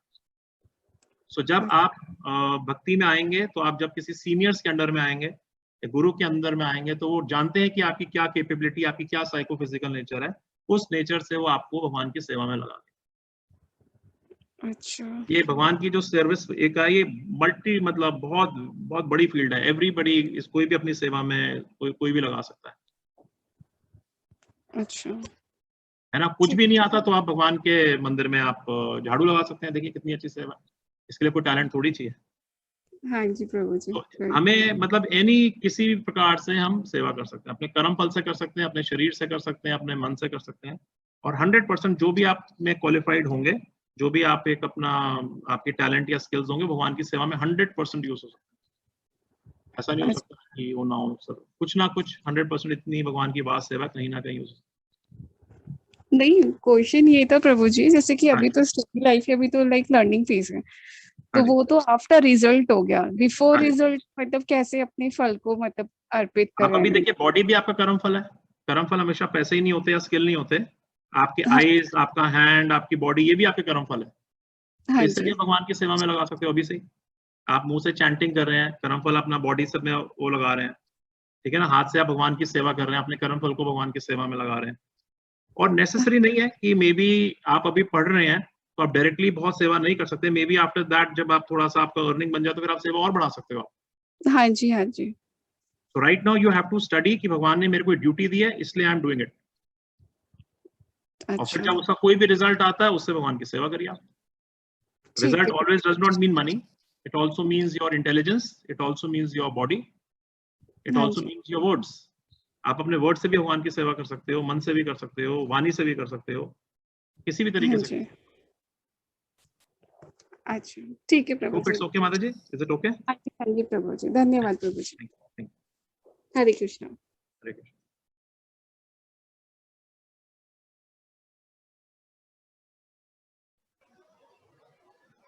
अभी जैसे हमारे पास अभी 4 क्वेश्चन 3 और हैं, तो क्या हम ले सकते हैं या अभी क्या करना है बताइए please. I am okay with it, unless मतलब जिनको लेट हो रहा है वो प्लीज जा सकते हैं, बिकॉज किसी को प्रसाद बनाना हो सकता है, कोई घर का काम हो सकता है, तो as you feel okay. Okay, तो ये स्वाति रानी जी आप प्लीज पूछिए माता जी। हरे कृष्ण प्रभु जी। यस माता जी। प्रभु जी मैं थोड़ी नई हूँ मतलब इस ग्रुप में, और माता जी थोड़ा जोर से please so I can hear. जी आई वाज सेइंग कि मैं थोड़ा नई हूँ इस मतलब इस ग्रुप में, तो मुझे थोड़े क्वेश्चंस हैं, they might sound stupid to you but I still anyway would ask them. actually I feel like what I understand from reading Bhagavad Gita as well is that we should have a internal like eternal relationship with the Lord in order to connect with him. Like it can be in a form of active, passive, it can be in the form having a relationship in the form of being a parent, lover, friend. But मुझे ऐसा लगता है कि मैं उनसे एक form में connect नहीं कर पाती हूँ, मतलब लाइक जैसे लड्डू गोपाल है तो I see like I have a child, मतलब मेरे घर में नेफ्यू है, उसको देख के मुझे लड्डू गोपाल दिखते हैं, but when I am hearing songs तो मैं कृष्णा से in the form of a lover करती हूँ connect, but then at times when I am chanting I connect in the form of a friend, but when I am listening to Bhagavad Gita and reading about it I connect with them in the form of a parent. So it is not that I'm able to connect in one form, but I connect with him in different form, and then it's not even about like Krishna.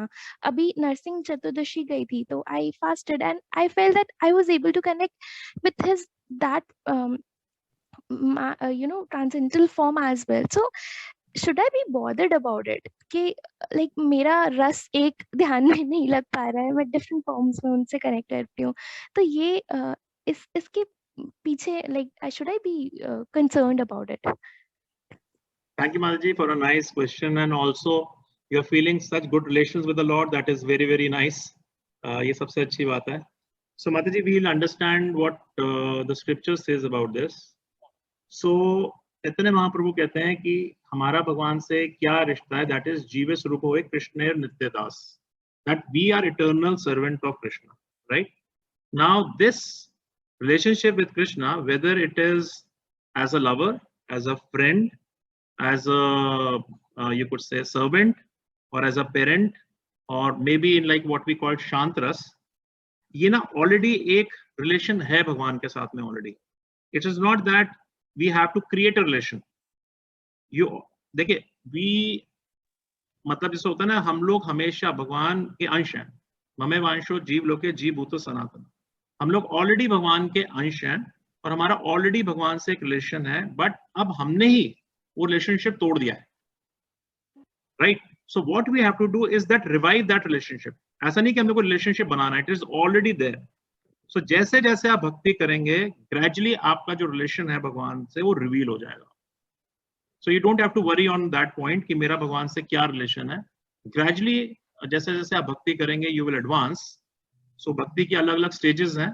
सबसे पहले श्रद्धा, साधु संग, भजन क्रिया, निष्ठा, फिर अनर्थ निवृत्ति, फिर क्या नाम अनर्थ निवृत्ति, फिर निष्ठा, फिर क्या नाम रुचि, फिर भाव, ऐसे करके ना आपकी स्टेजेस हैं. तो जैसे जैसे ग्रेजुअली आप एडवांस्ड हो जाएंगे, so on a very advanced level automatically you will get revealed what is your actual relationship with God. So you don't have to worry on those counts right now. Just continue your devotional service. So it is on an advanced stage that you will be revealed what is your relation. But in any relation you have to serve. So keep on serving. Gradually वो आपको reveal हो जाएगा. I just have another question. Yeah, please. Yeah. So I am in a stage where I'm looking for a match, and I like. You are looking for a marriage purpose. I'm like looking. My parents and me are looking for a match, and I want to understand that if I want to have a spiritual marriage, if I want to have a Vedic marriage, then what will be my responsibilities? Like I was trying to find in scriptures that where what is the dharma of a woman, married woman? Right. What are the duties? So could you please guide me where I can read about it? Mati, scriptures में है. If I am sure it is in Manu Samhita, I guess. But what I would request you, कि क्योंकि अब आप ये spiritual marriage के लिए जा रहे हैं, and if your spouse is also spiritual, you can grow in spiritual life very, very nicely. Yeah. But supposing if he is not very spiritual, then you may have different opinions. Actually, he is. Hanji. So if you have different opinions, then it may be difficult for continue very easily in devotional service. Yeah. Yeah. So if your parents agree, if you agree, we would request you कि हमारे मंदिर में एक marriage bureau है. ISKCON Delhi में और भी ISKCON में बहुत सारे अच्छे ब्यूरोज हैं. So you can be in touch with Her Grace Sita Rani Mata ji. She is running a marriage bureau. So अगर आप एक proper अच्छे से devotee हैं, तो as a service to the devotees, so they help you out to find a spiritual match. मतलब उसके बाद में आप उसको consider कर सकते हो, और your parents and their families can consider between each other. और फिर अगर आपको लगता है suitable match, तो फिर आपको help मिलेगी to grow करने के लिए. And as you said कि duties of wife क्या हैं, so उसमें बहुत अच्छे से scriptures में लिखा हुआ है कि भाई एक women को कैसे करना चाहिए, क्या करना चाहिए. But ultimate goal is we have to understand that we are a soul who's got a women's body. We are actually not a woman. हम लोग को women की body मिली है. We may also get a man's body. So we have to really understand that I am eternal servant of Krishna, and my duty in human form of life is to develop my lost relationship with God, or develop my Krishna consciousness, or convert my material consciousness into spiritual consciousness. So that is our prime dharma. है ना जी? Right. So You are Swati talking? Yeah. Swati बोल रही हैं. So I have your number. I will send you the Sita Rani Mata ji's number. She can talk to her. And also you can be in touch with Renu Mata ji. एक बार आप या किशोरी माता जी जो भी हमारे group में और members हैं उनसे टच में रह सकते हैं. They will really help you to guide how अपनी आपकी मैरिज लाइफ कैसे हम अच्छे से भक्ति करते हुए भी जी सकते हैं. Very easily they will guide you also because they are all experienced. उनको पता है क्या क्या चीजें होती हैं, तो they will be very helpful to you. मैंने इनका नंबर नोट कर लिया है और फॉरवर्ड भी कर दिया आगे. एक माता जी कल इनसे बात करेंगे. कर सकते हैं. एंड इवन माता जी आप लोग इनके टच में रह सकते हैं. आप लोग को तो सब लाइफ का एक्सपीरियंस है. You can also help with that. Thank you माता जी. Krishna, thank you so much. I think हमारे पास एक बस लास्ट क्वेश्चन है गायत्री माता जी का. तो माता जी आप जल्दी से पूछ लीजिए. जी प्रभु जी. हरे कृष्ण प्रभु जी. माता जी हरे कृष्ण. प्रभु जी, वो मेरा ये सवाल था कि जैसे हमारे पास समय नहीं है, हम प्रतिदिन एक निश्चित समय के लिए ही भजन कीर्तन या पूजा पाठ के लिए देते हैं, तो क्या हमारी भक्ति सफल होगी या अगले जन्म में हमको अच्छा मिलेगा? पता क्यों नहीं मिलेगा? भगवान भगवत गीता में कह रहे हैं अगर आप थोड़ी भी भक्ति करेंगे तो आपकी भक्ति कभी भी खत्म नहीं होती. जैसे आपका बैंक बैलेंस है, आपके बैंक में 1 लाख रुपए, जैसे जैसे आप पैसे निकालते रहोगे खत्म हो जाएगा ना. लेकिन जो स्पिरिचुअल अकाउंट है, अगर आपके इसमें आपने पैसे डाल दिए तो कभी खत्म नहीं होंगे. अगर आपने इस जन्म में 10% भक्ति करी तो अगले जन्म से आप 11% भक्ति ही करोगे. आप चिंता मत करें, भक्ति हमेशा बढ़ती जाएगी, कभी खत्म नहीं होती. जी प्रभु जी.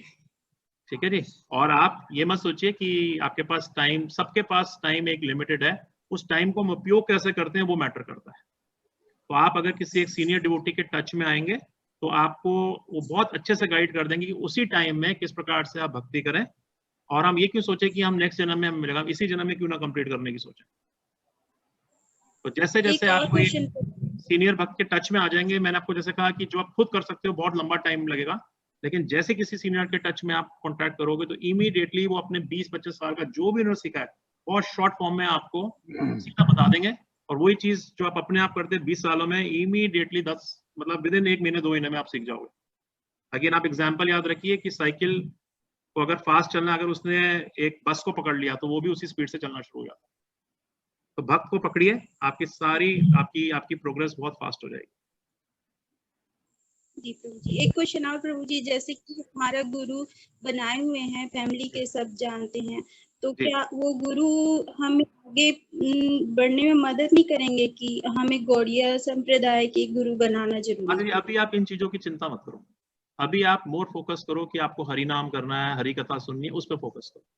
जब वो सिचुएशन आएगी, जब अभी सोचा, अभी तो आप हरि नाम हरि कथा में फोकस करो, वो ज्यादा इंपॉर्टेंट